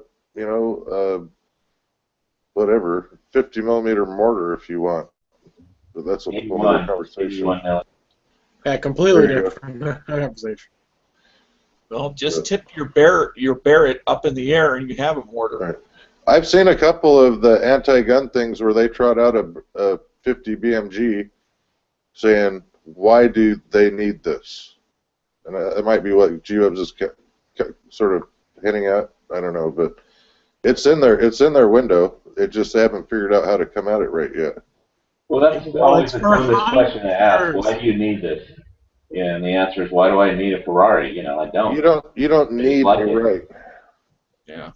You have a right. You don't need a right. yeah, I mean. Okay. And the need, if you want to say it, well, hunters might want to hunt, elk at, a mile away. So I'm gonna steer this in another direction, and we've had the conversation before, but I always enjoy having it. So my personal interpretation of the Second Amendment is, reading between the lines, that the framers wanted the people, being the militia, the people, to have the same armaments, at least at the foot soldier stage, as the military. That being said, I really believe that if we were able to bring them in a time warp machine here, and you ask them, once they sort of grasp what was going on, should civilians be able to have hand grenades, which soldiers carry? Should they be able to have grenade launchers, which soldiers carry? They would probably say yes. Here's the thing. As I say, here's the thing.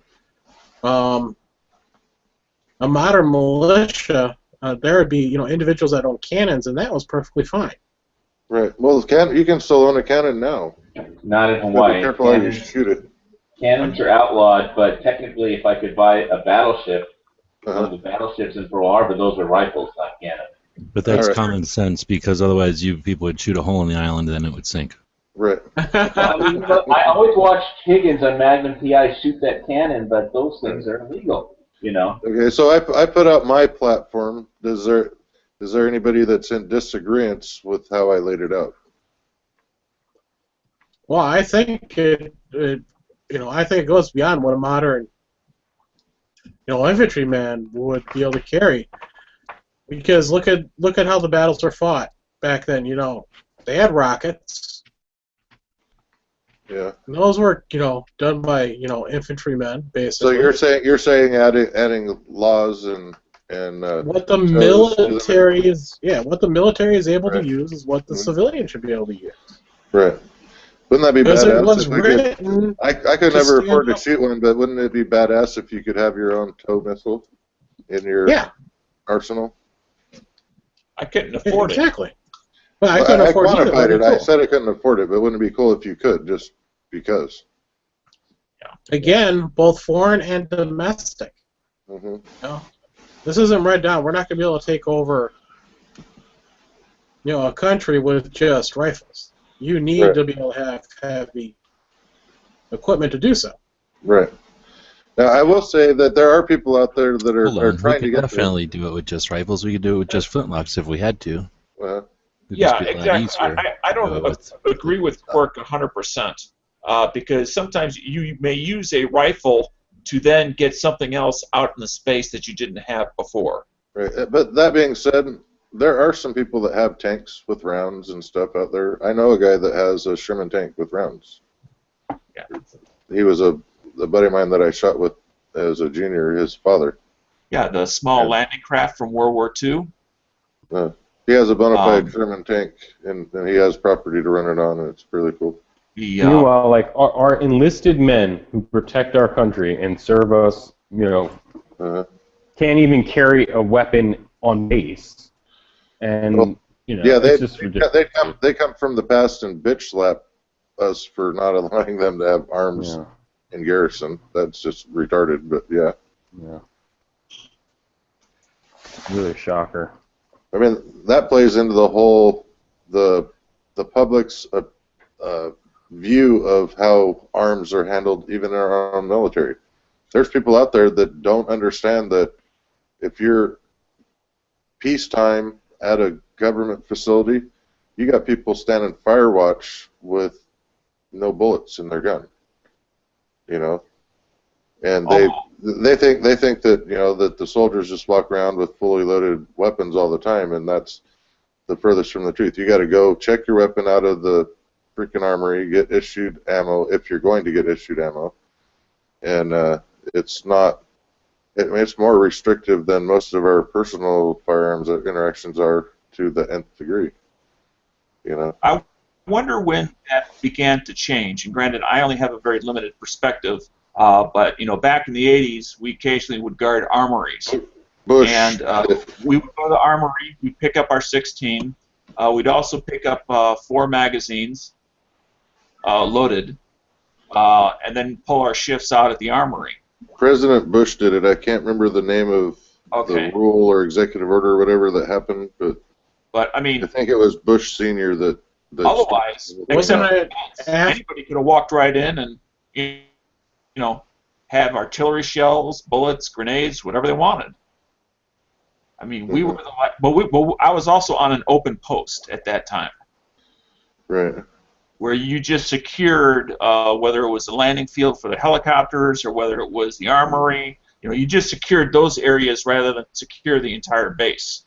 Shit, when we go out for range qualifications or whatever, the only people in that convoy traveling with the weapons and the ammo were the armors. They were the only ones allowed to have a loaded weapon, and they only had loaded handguns, which at the time were 1911s.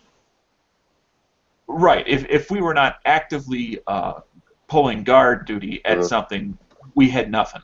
Right. And that's just sad to me. Was that to protect them from you? I mean, like. No, to protect the armory from who? Stolen. Yeah, but stolen from who? If you're here in America, I mean, who are you protecting? I don't because know. they can resell it. Organized crime. I mean, we have large amounts of stuff that people would like to get their hands on. Yep. It fell off the back of the truck. Exactly. I forgot what I was going to say now. Damn it. I actually organized stealing 20 M16s when I was in the Marines. I was at Fort Custer. I was officer of the day for my reserve attachment that was there doing our annual training. And this bunch of Army reservists came in and proceeded to leave their weapons laying around on their vehicles. And I had my armorers collect them, and we had a long chat with the CO for that unit about securing arms. I was not a very popular guy with their command, just so you know. Oh. But it happened. Yeah, but what you don't know is someday down the road you may have saved somebody's life, because that sort of sloppy security is what gets people killed. Well, how the security works in Hawaii is they have this base and they track your cell phones as you drive by it. It's a Loa base, and the rumor is that the military convoys, they actually they have nuclear weapons on the Big Island. So, but if you stop, I blew a radiator hose, and anyway, I flew a gasket near the base, and I had my cell phone on, and there was they don't tell you their base security, but they'll drive up and say, "Oh, what's wrong? Can I help you?" or something, they're just passerby, but they're base security, and they'll, the police have stuff they can download. So they download everything from your cell phone, and so they come by and just talk to you, and just they get checked by 2 different base security guys that come by, check, do you need water, do you need this or that, you probably out of, so I mean, now on if I go by, I leave my cell phone off when I drive by the base, but you better leave it off with the battery out. Yeah, well, I don't know. I'm waiting to get the new. The Samsung 6 came out, but the point is that they've got nuclear weapons now at the base. I just think they don't want to have them all at Pearl, and it's not much of a base at all.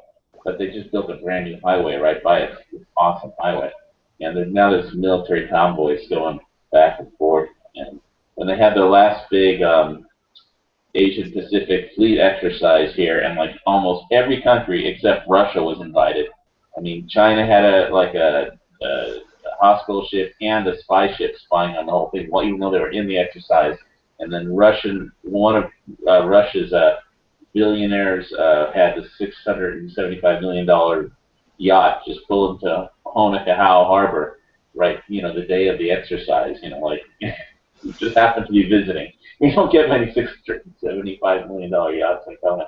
So that reminds me of something I saw when I was a defense contractor for the Navy. I primarily worked the East Coast, but is how close the Navy allowed pleasure craft to get to Navy ships on U.S. waters, whether it be at Charleston or whether it be at Norfolk or up in Maine or one of the other naval shipyards. That it was amazingly close as to how, whether it's a couple of hot chicks in a bikini, or whether it was a larger, actually tourist kind of craft. But it's like we have you have a row of nuclear submarines and then a ship tender, and then you might have a missile. I'm not a surface ship Navy guy, so I can't name all the types of Navy ships. Well, I don't know if you saw if you check out what is the DVID channel or whatever it is, that they have all the military stuff. But I mean, they had fleets from every nation here, doing this Asian Pacific training exercise that they do every so often, and they have pictures of the fleet. This was a huge fleet. I mean, but there's no harbor on the Big Island that they could go into. I mean, they're at sea, But they had some exercises coming in off and on the island with troops and all. But so I don't. There's nothing really on the Big Island for them to spy on except to look at if they want to try and get to the base or something up on. I mean, your assumption is spying is the only thing to do. I mean, I was actually more concerned about even this was long before 9/11. About somebody trying to do something more active, because they could try to plant an agent, send an agent, because the sailors, as an example, they had they had Remington 870s and M14s, but there weren't that many of them. I mean, unless they were loading or unloading ordnance, there was normally less than a handful for, as an example, one particular per sub. Now, a surface ship is different. And again, surface ships is not my thing. I really don't know jack about surface ships, other than the maintenance ships. Well, the DVID website, they have this aerial shot of the entire fleet of all the international ships in the U.S. Navy, and it was huge. This massive exercise. I mean, it was like hundreds of ships. Pretty impressive. Yeah, and these naval ships, of course, they're all dockside. They're just not parked out in the harbor. Well, over here they were at sea, doing maneuvers. Right, exactly. But it was a shared harbor between the military and the civilians. The civilians had one side of the harbor, and the naval shipyard had the other side. But it just seemed to me to be bad practice to let civilians get that close to naval ships, only because they could literally, before the coal, just drive right into them. Even if they just want to get a look, not knowing where the prop is, because we would do, dockside prop tests, where you're just rotating, the prop to do maintenance dockside that you can't necessarily do at sea, is when you're at sea you can't see the outside of the submarine. Mm-hmm. So you have to do it dockside, and other things like that have to be done on the dockside. And it's like it's just like it's whether it's an accident of just 3 girls get chopped up by a prop, mm-hmm. Or the boat gets chopped up, or who knows. I think they were just here. The Russians were here collecting signals, intelligence, and that's it. Yeah. Okay, G. Webbs, I gotta ask, what the hell does old-fashioned mean? Okay, now I'm waiting for him to slowly type, one word at a time. While he's typing, I will tell him that there are holes in the Big Island, and there's. Well, why don't you have more of a spaz and don't even give a person time to type anything? I believe there's a cheat pill somewhere around. You can take that. Right. Well, we're already started doing the Green Dragon thing because I haven't hosted the lobby chat in forever, so it's a rotating thing.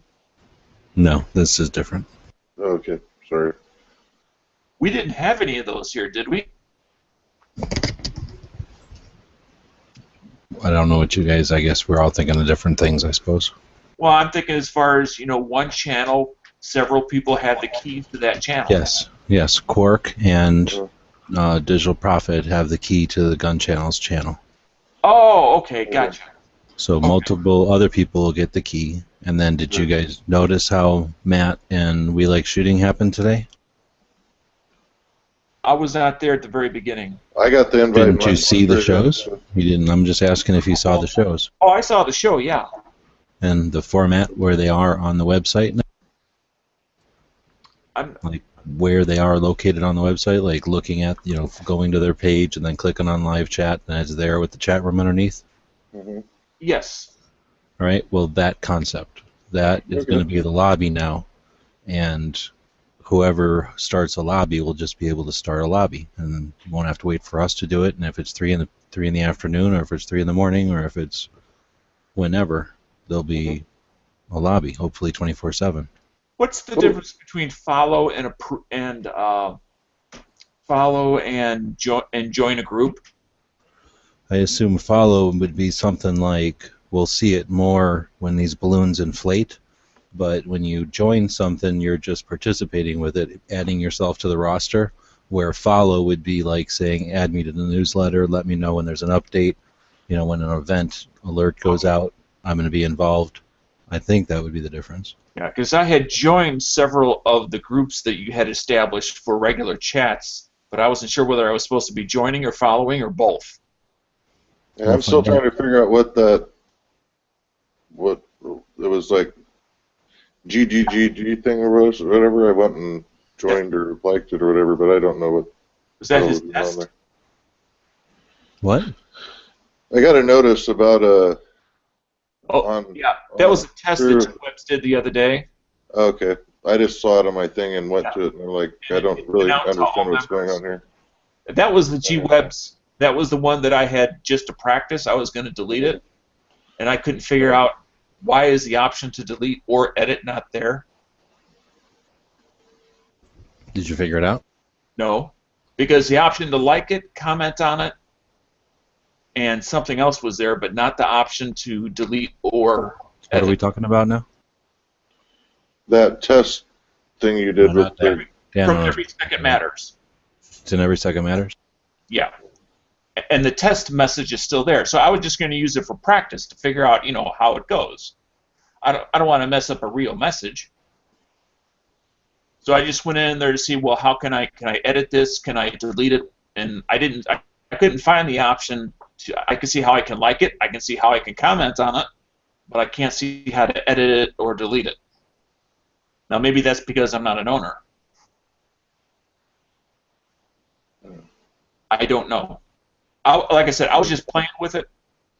I'm almost afraid to become a mod again. I'm actually enjoying the fact that I don't have to log in twice. Yeah, well, I'm just trying my best not to fuck up somebody else's We'll probably give it a run. I wouldn't mind being one of the hosts for the GC internal chat. Let things stabilize first. So you said you get it for like, and you get it for comment and share, but not to delete? Correct.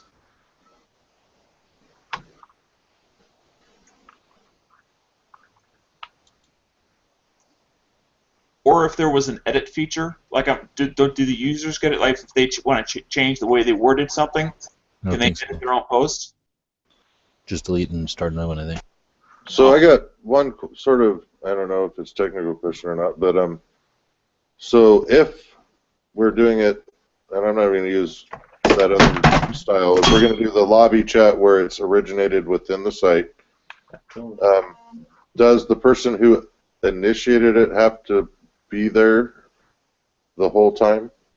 You know what I'm saying? Like if it started and it goes 2 hours, The and computer has to be on, yes. Okay.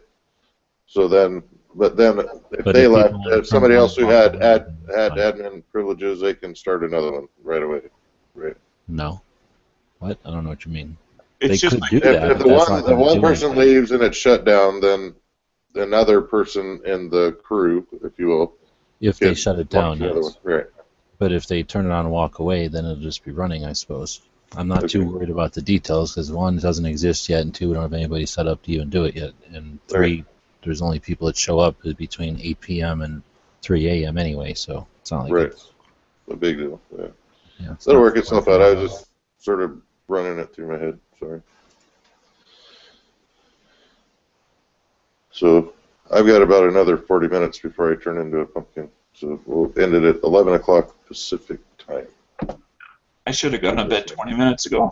Yeah. I keep I'm doing thinking it the to same myself. thing, but I was up too late last night. I was lost to the world yeah. yesterday. Dan, I see the option to delete, so I don't know where you're having issues. He's special. Yeah, you're an admin there, right? You can see the delete. Yeah. What browser are you on, Dano? Chrome. Ditto. Well, let me go over there now and take a Do you look. have ad blocker enabled or disabled, or I don't have what ad that blocker plays into for me? installed. Okay, and that's not it. Well, let me go over to that group and take a peek while I'm at it. Who has the chat noise enabled or whatever? I already killed mine, but somebody else hasn't. No. I'll The double little check pop, mine. pop, pop. I'm muted. And the only time I lose mod Well, I guess- things is when I go to Never Enough's chat page. Then I'm just a regular person. All right. So evidently, when I crash and reload, the chat sounds come back on. So every time I come in, I'm gonna have to turn it off because I was popping. So is that a function we can just actually take out of the mix? No, because you might have other windows open. You could have Okay. multiple versions of the chat open. Okay. Eliminate just those possibilities. No. So who wrote you're either pushing the wheelbarrow or riding in it? That was me. Where did you write that at? Initially, I wrote it on the main page, and then and then I went over into Every Second Matters, and I wrote it because I didn't think it fed over to it. And then I thought, or maybe I forgot, to delete the one once I saw that it did feed over. Oh, so you didn't purposely put it over on the right there? I didn't purposely do it twice. I only see it once anyway, so I'm looking at it on the right underneath the menu. So where are you guys even at? You're under channels. We're at the link we just put in the chat. Do a screen share here for a moment. I don't know if that's showing up or not. Yeah, it is. So you got to delete. So if you look, it says like, comment, share. Every second matters. Like, comment, delete, right there. Like, comment, delete. On Underneath. What? Like Well, for one of Joshua them, at least. Jones. If you look at his statement, and then it Right, has, you don't have one there, yes. I mean, is that where it would be? Well, yeah, you don't see the one down right below it? You can unless you're admin, you can only delete your own posts, right? Here's an admin. But you don't see the one right below that, Hannah? Where it has a delete? Let me stop sharing for a moment. This is messing up my psyche. Bob says he's been trying to get a link for hours. All you got to do is use the gun channels PM or whatever, and Yeah, G-Webs, I do now see the one below, but that's the one I posted.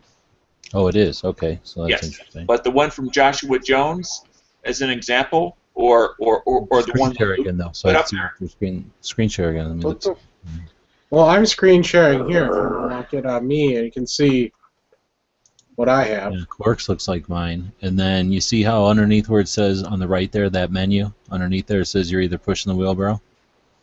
I'm just wondering how it got over there. How come I can't private message Biker Bob? Biker Bob, you got to turn your private messaging back on or whatever. I was trying to give you a link, but I can't do it if you got your private messaging. Stop moving your screen. I can't see it. Okay, yeah. See how Quark has delete as an option, even Yeah. for Luke? Yeah. I don't have that option. So Quark's screen is different than mine. His has the option to delete. Mine doesn't. Yeah, well, he did it right. You didn't. Well, then we've solved the problem. Wait, did you log in with your left hand or your right hand?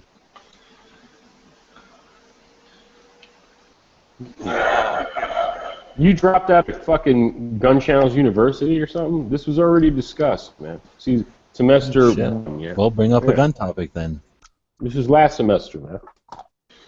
Hey, there's a lot of people still learning here. Yeah, because I don't know how to I'm totally lost. post my own link for my own chat yet. I'll figure it out. Yeah. We want everybody educated in how to do it right, so when the new people come in, we can help them so they don't feel lost. Okay. Do you see my screen now? 101. Like Quark up here? There's like, comment, share, but there's no delete. Yep. We go down the Luke, like, comment, share, no delete. Joshua, like, comment, share, no delete. Right. So That's now all scroll it is. down. Just scroll down. Yeah. Nowadays, it's old school. I mean, You've got to if you're call them. If you're admin, I don't know, this is more of a GWebs question, but is there, I want to say this right, is there different areas that you can give or take privileges from? Or is it just a blanket, you are an admin or you're not an admin in the software side of things? Is it like being a Freemason? Like there's I don't different know. degrees? Like I use a SharePoint site, and like I have top level administrative privileges on it, and then there's other people that have it only for specific projects or specific things they can access, but they don't have the whole enchilada or whatever. I'm just trying to figure out how flexible or how much control you have over admin level privileges, I guess. I mean, I have no idea what he's using, but usually it's on an area by area basis to try He's using to. the Force. We all knew that. Yeah, my mojo and the force kind of mixed together. I have no idea what he's All I using. know is I can go But and change your somebody's mojo username working, if I man. wanted to. I mean, made it's the like green tip margarita for you guys. Well, that's interesting. It's the shape of a gun, maybe. What is that? What? That The Force margarita. is strong with you. The green tip margarita. So GWebs, is it the way I'm set up as a mod? Or is it just me psychologically? I don't know. Yeah, you're somehow putting your negative vibes onto it or something. I didn't see you with any different. This is aura proof, dude. It's working. Your aura is fucking everything up, dude. I wonder love if- your powers. I'm That wondering. aura of yours is Let me ask, do So- you have so crystal? GWebs I'd like you to grab a crystal in one hand and one of Huck's bullets made out of a dinosaur bone in the other hand, and then just sit and think about positive thoughts about that delete button for like a half an hour. Well, you know what? No, I don't take me have. out if I'm wrong, GWebs, but if his browser is caching his information based on a setup that he had before, Yeah, and something do a changes, control if he shift doesn't- and then refresh. Thanks. Do a control Right. shift refresh. Probably dump me right out of there. What you could do, Dano, is No, just it put just- delete. It just Like forces your computer to get the website from the server and not go to some cache somewhere. Okay, you control could just what? write on something like hashtag delete and then push Quark will down delete control while holding Well, that no, down. that's what we're literally trying to do. Is And Okay, then what's the second key? Control and what? shift. control shift. Control shift. Control shift, yeah. Okay, done. Did you hit the If that third key, doesn't work, which you is can delete your refresh? own browser cache or something. Which is refresh. I don't know what the refresh key is because I couldn't figure it out last night. F5. F5, that's it. Yeah. How did he get kicked out from that? Karma. He's Control talented. Alt and then delete. He's Yeah, that's power probably what he hungry. did. He's like, delete. No, How do I what was delete it? everything? I'm gonna Windows delete you. pause break. Well, I guess he missed out. It's Control Alt F5. He We'll must tell have him when he comes Control Alt F4 or Control Shift F5, isn't it? Probably Control Alt F4. Close When he Windows. comes back, tell him to to hold his refresh. calendar. Isn't it? I don't think so. I would have had to hit it at some point in my life and remember that. Yeah. But earlier on, when this chat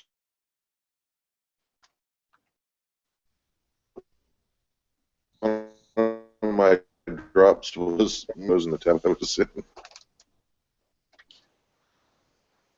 That works now. Right. Nothing changed.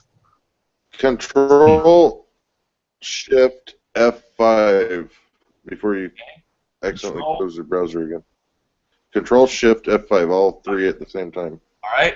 I did that all at the same time. Let's see.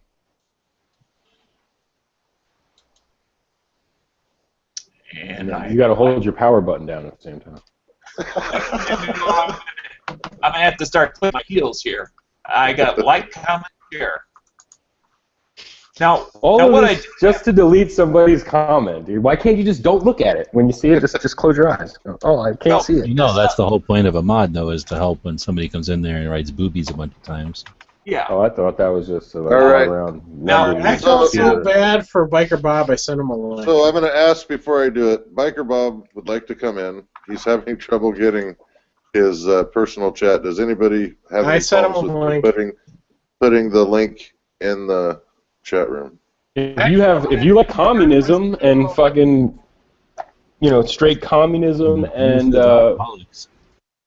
debauchery.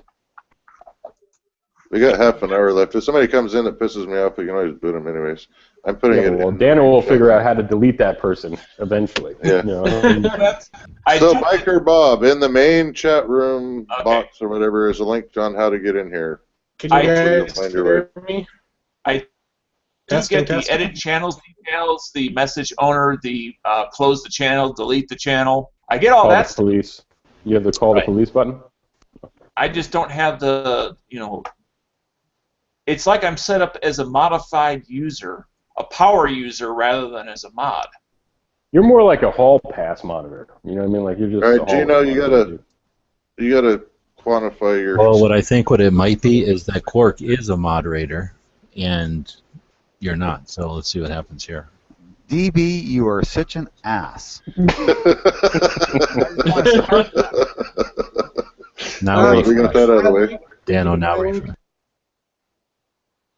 Hey, nice car dude. Welcome in. Try and talk. You were in that one the other night and you didn't hardly talk at all.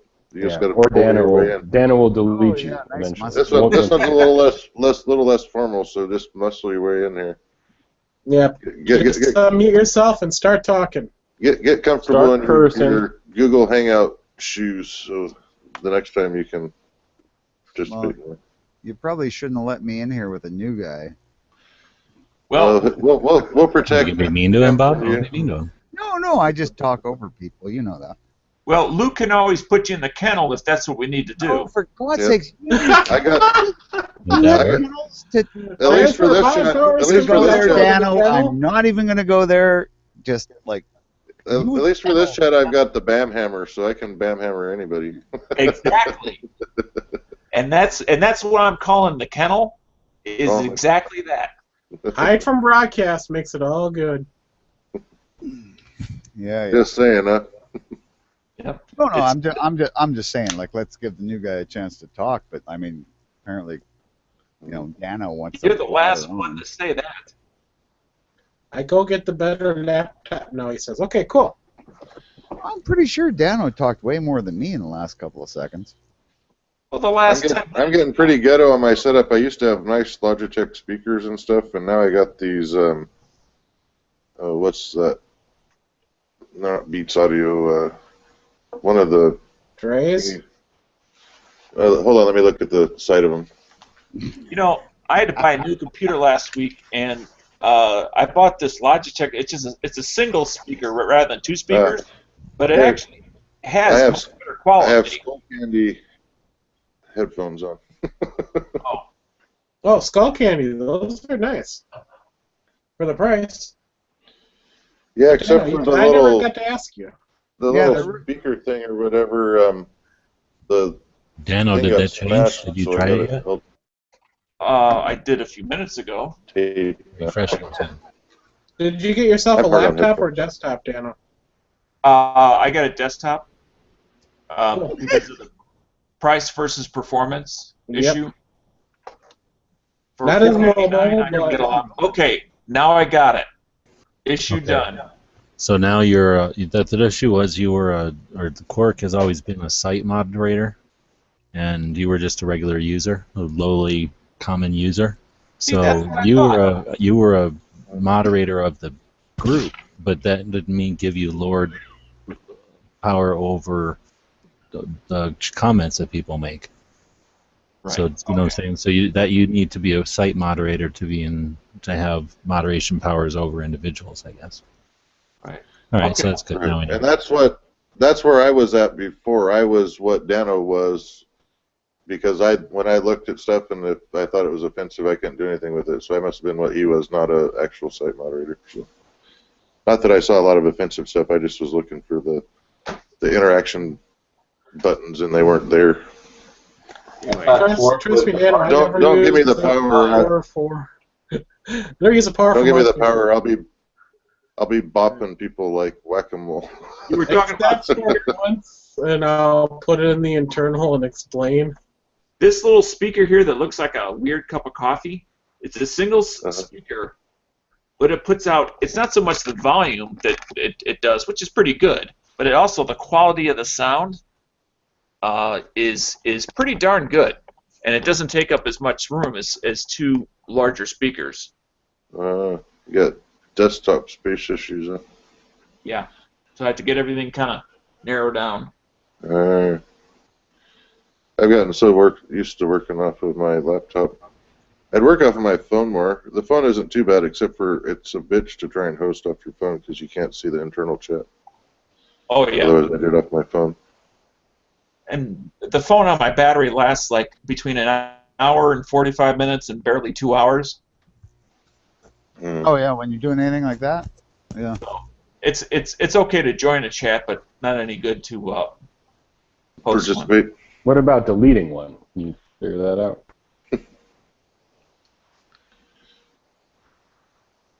Yeah, go ahead and try writing something in there. Don't delete the shit out of it. Delete this, motherfucker. DB, you're consistently an ass. I mean, I hope that's I'm the back, vibe you're going motherfucker. for. And you know what? Artisans, out of respect for Artisan Tony earlier, I wasn't cursing. You fucking bitch. Well, actually, what I'm going to I'm do is just fucking around. the one that G-Web's created called GGGG. That's what I'm going to attempt to delete to see if I actually can do it. Okay. Give him the type power. it. I deleted it and I did it. Witness to Dano's first taste of ultimate power. Yeah. Let me Pretty soon type we'll have 0 something in here. members. Dano will just be in a corner. I Mad really, at I really am typing a little something. concerned with giving Yeah, just Dano be power. forewarned, Dano. There's no "Are you sure?" questions like they guide you through with everywhere else when you get Nope. the power. Once you do it, it's done. There ain't no going back. All right. I'm typing, Dano. I've been a moderator on forums from back in the 80s. I'm just yakking with you, man. Take The it easy. 80s. He was like, I am just Dano from CompuServe / Jeez, Dano. fucking model. What the fuck? Forums crap. from the 80s. What were they I about? love CompuServe. CompuServe was great. It was. You're a dinosaur. I But mean, that's that's just where proof of Dano's insanity. But before the internet really had been completely turned over, all the real true geeks went to CompuServe. Hey, I What remember about being at my ICQ? It's like, buddies. I am just Dano of ICQ remember- or whatever the fuck. I remember that shit being is. at my buddies before there was even CompuServe, and we were on a 1500 baud modem on a local board where you could. Oh yeah. 40, brother. I mean, that was some high tech shit there. Trading Commodore Probably 64 games with each other. 1440, wasn't Yeah. it? Wasn't it 1440 or 1400 baud? Wasn't Whatever it? the hell it was, it wasn't And much. it was the big one after the 9600. 9600 I think is where I started off at. 9600. Yeah, I was cruising at 96, Mm-hmm. and then it was almost like high definition. cruising, all right. 14.4. I could see you cruising. Oh yeah, that 15 whatever. I mean, that was the big thing for gamers. And then of course, all of a sudden, like the next year, we got high-speed cable, and it was like, Oh, boy. holy jeez, you don't have to download a porn picture overnight. You can do it in seconds. Are we still on air? I hope not. No, Yeah. but it's okay. He left, man. I can say things like No, that because he's I'm back. old. He's back now. I'm Yeah, back. I deleted a poster by somebody named DB. I'm not Yeah. gonna be able to do Did it you? tonight, Let me see. but tomorrow night I think I'm Oh, gonna you try did. just Okay. shutting Yeah, down my antivirus software while I'm in a hangout and see if it stops doing what it's doing. I may just have to do that when I hang out. Yeah. Well, I mean, if you're Well, not doing anything else. That's if the CIA lets you. Yeah. 3-letter cruise, man. The CIA's got better things to do than screw around with me. oh fuck, you know the NSA is and actually. That being said, I'm still guarded about what groups and stuff that I become members to or whatever, because I do have federal clearances that if I got put on some sort of watch list could cost me my job. Yeah. So if it even thinks it's thinking about being fringe, I won't join. Yeah, Dano Don't can go delete to that the shit. ISIS He'll delete that website. list, bro.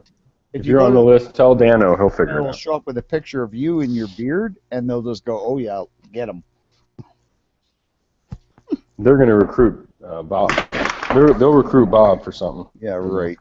I would actually go fight for the Kurds if they'd have me, but Yeah, you'd fight for cheese curds. That's about it. With your fucking they're poutine. fighting against the fucking lunatics.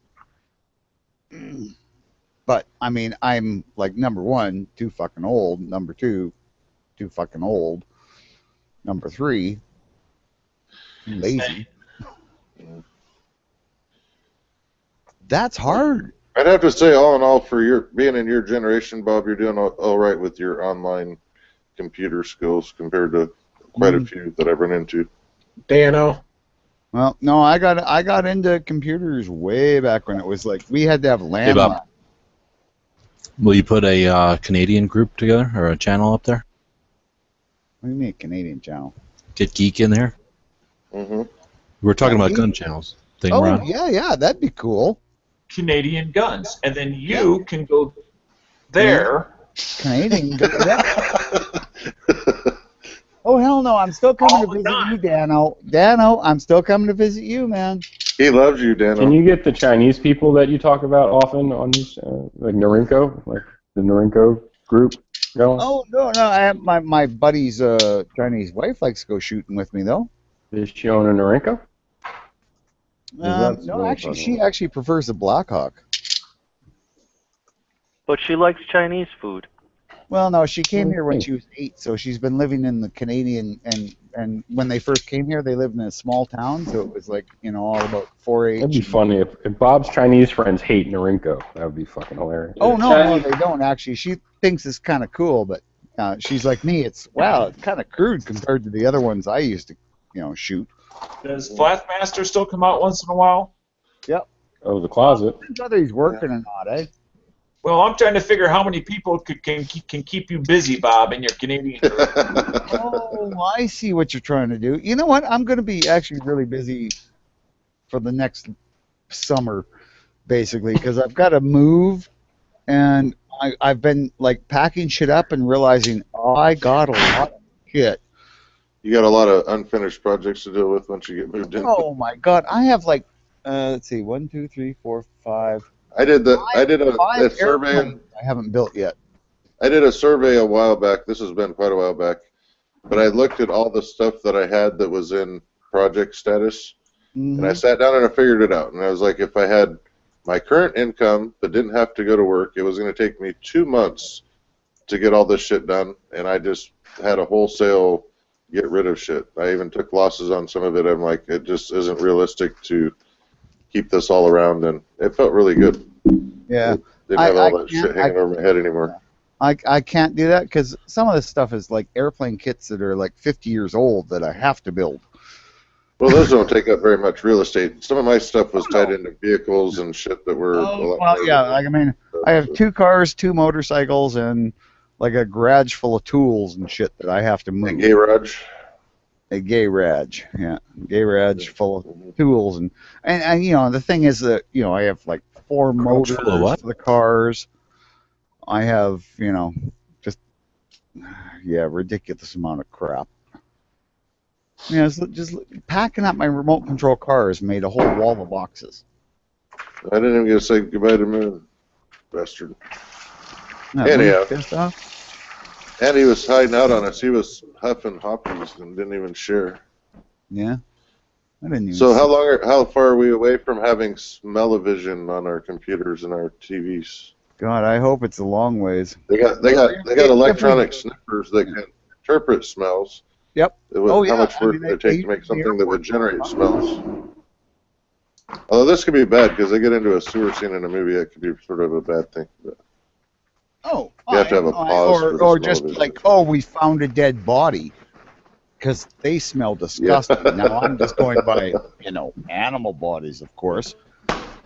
But yeah, they really smell You bad. could have smell blockers that certain things are banned from being generated on your smell-o-vision. Yeah, Right. well, I think you should have a switch. You can just turn it off. Right. Oh, we're seeing a meadow of flowers. That's good. Oh, wait, we found a dead body. Oh, crap, it was too That late. could be sort of cool. I mean, you're watching a show where they're out on the ocean or whatever, and you can smell the ocean smells, or that would be they're cool. out in a field that has flowers and shit. You can smell what those things smell like. But unfortunately, It's coming. it also means... It's going to happen eventually. It's just a matter of when and how well received it is. Yeah. Well, I mean, they already have, like, the feel suits. They have suits that make it feel like someone's touching you, and they have gloves that feel like you're touching someone when you use the gloves. I mean, guess who's developing those?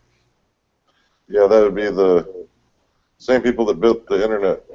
The porn industry. groups. Yeah. I mean, really, I remember, years and years ago, this comedian came on and went, I got my first computer, cost me $5,000. Most expensive porn magazine I ever bought. Yep. I remember when I paid $200 for a used 486 DX2. God, I paid... Was it DX2 50 or 200? I don't remember what the number was, but it was a 486 DX something. Yeah. I had a 386 with a 500 megabyte hard drive. It was like it was a bigger hard drive than the store I worked in had. Oh shit! I remember when I bought an upgrade for that machine. I got a 5 gig Western Digital hard drive, and it came with a LS120 drive. You could have 120 megabytes on a thing about the same size as a small floppy disk. Mm-hmm. It was sort of the equivalent to the zip drive. Yeah. But it was what was offered. You got it when you bought the freaking hard drive or whatever.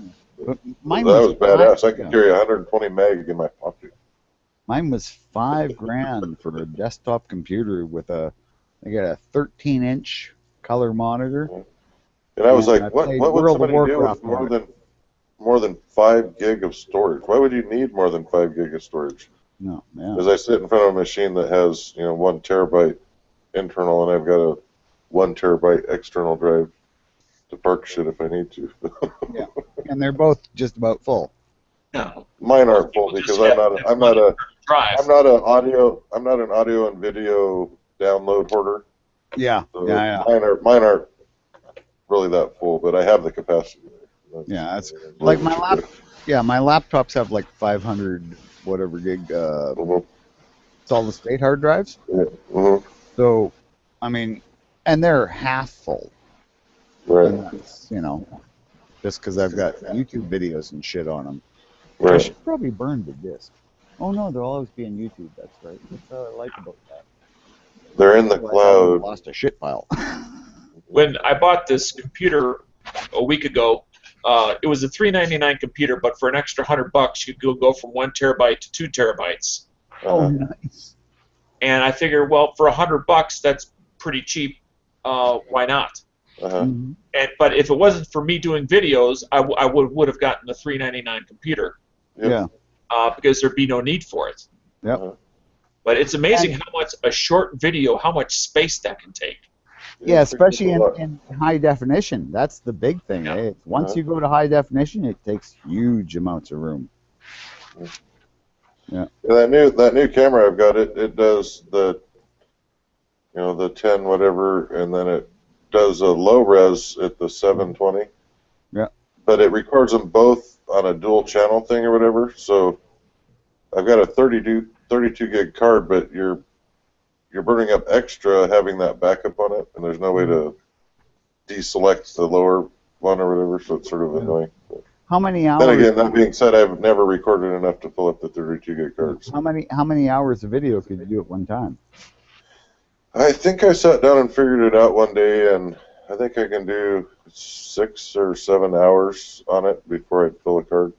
Yeah, see, that's I mean, That's a lot, but I'm sort of looking at. a lot. I want to set it up on my boat when I go out fishing. Yeah. And you don't know when the bite's going to come on, so you pretty much need to leave it running nonstop. Now with this particular one, it's a little bit of a bitch because every half hour it automatically shuts itself off, so you got to restart it. But that being said, I could really see wanting to have the ability to record a whole day's worth of fishing, which means I got to have 2 32 gig cards to cover a whole day's fishing, and I have the 12 volt capability to keep the power running to it or whatever. But well, I remember plan ahead. One thing I found really cool about I had a 8mm video camera, usually 8mm tapes, was I could hook it up to a VCR, like a VHS VCR, and on those you could run the tape slow, so you could run a 12-hour record. So, and you plug the camera into the wall because it had a charger converter or whatever cord, and we set this up to figure out which cat was peeing on the door. But you could record 12 hours of video, and it wasn't bad video. I mean,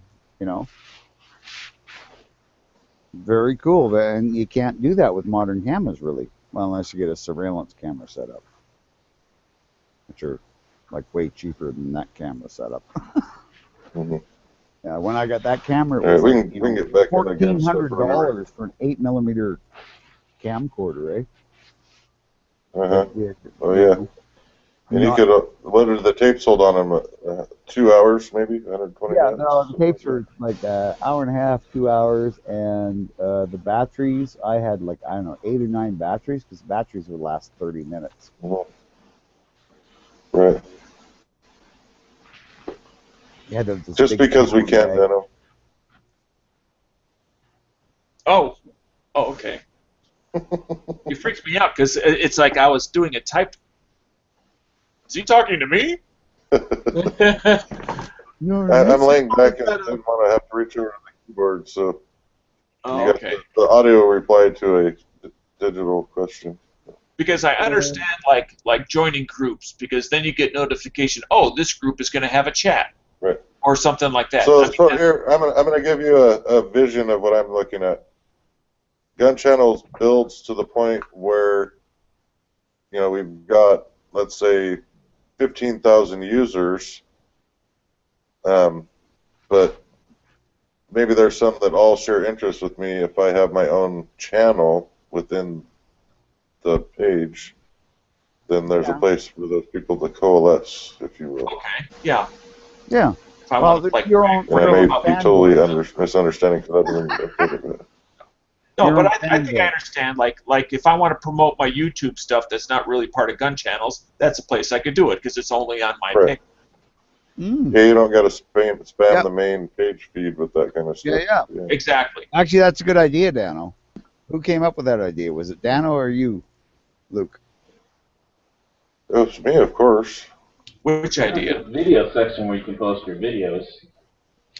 I mean, the only idea that I had was the other day I had mentioned about if we belong to a group, that those posts would roll into our main feeds, but if we didn't belong to a group, it would not roll into our main feed.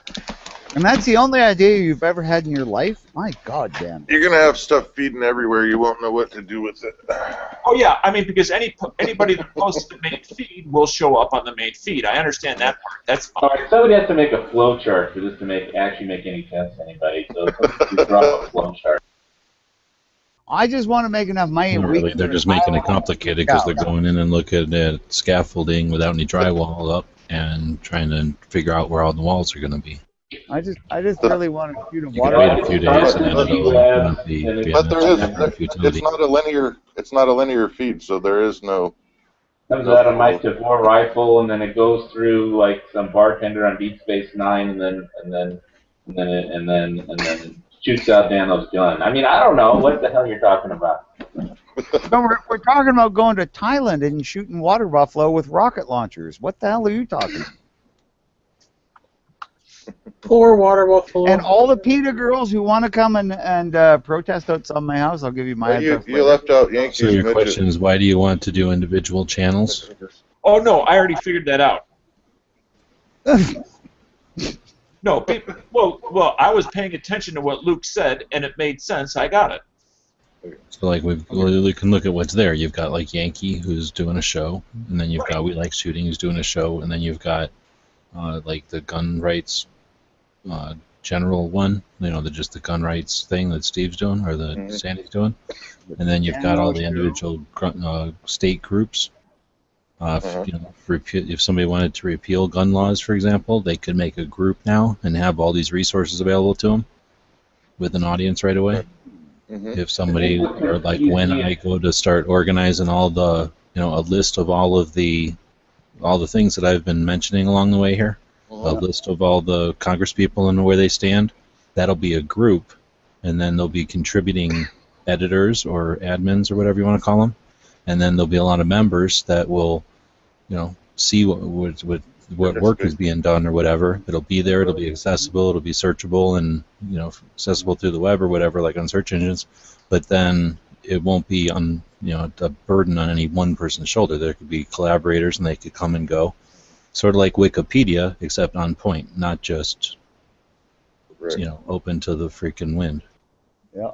By state. Well, what really I found confusing about the whole GWeb's website is when you go to like the media chats page and you actually see the schedule of all the chats, you can't actually go click on the chats to go to them. You have to go to a room or their channel and then click live chat from there instead of, oh, there's the chat. Why can't I just click on it? Yeah, actually, that's a good idea. That's a good thought. That should That's in the back end software, and unless GWeb's disabled it, it may not be an option. It's not that it's disabled. That implies that it's there, and I decided for some reason to turn it off. That's just asking for something that is like saying, how come I can't walk out of my door and be on my swimming pool slide? It's probably possible. It just has to be, one, asked for, and then figured out, and then implemented. But right now what you're talking about is looking at the old staircase that went to the old shit that we did last year, which is different than what we're doing now. So that is not a finished project. If I could have done it, I would have put construction tape up over it, and then it would be more obvious that it's under construction and it's just an old piece of scrap that we haven't deleted yet. Yes. Well, I'm here, and all I'm saying is that's what confused me. That's all. Yeah. No, it actually, and I understand that it's frustrating, but that's, I guess all I can say is, you know, he framed for you where we were at. In a couple of days or whatever, making a week or whatever, and I'm all, hey, everything's done. Now, you know, then it'd be like, oh, well, here's an issue. Right now, it's all under construction and whatnot. Oh, okay. Well, no. I mean, I think the point he was making, and I was also agreeing with, was that, you know, if, you know, once everything's all complete, because I realize this is all just happening, because, I mean, you know, I haven't been able to get on and all kinds of crap. This is all just happening now. But, you know, when all the worst of it is over and you're starting to, you know, come down from changing everything, you can start going, okay, well, this was something somebody brought up. This was something, you know, I think that's all. I think we're done with it. Yep. Anybody got any shout-outs they want to do? I hate to be the party pooper, but I do got to be up way too early in the morning. Me too. Let's shut this bitch down. Yep. Yep.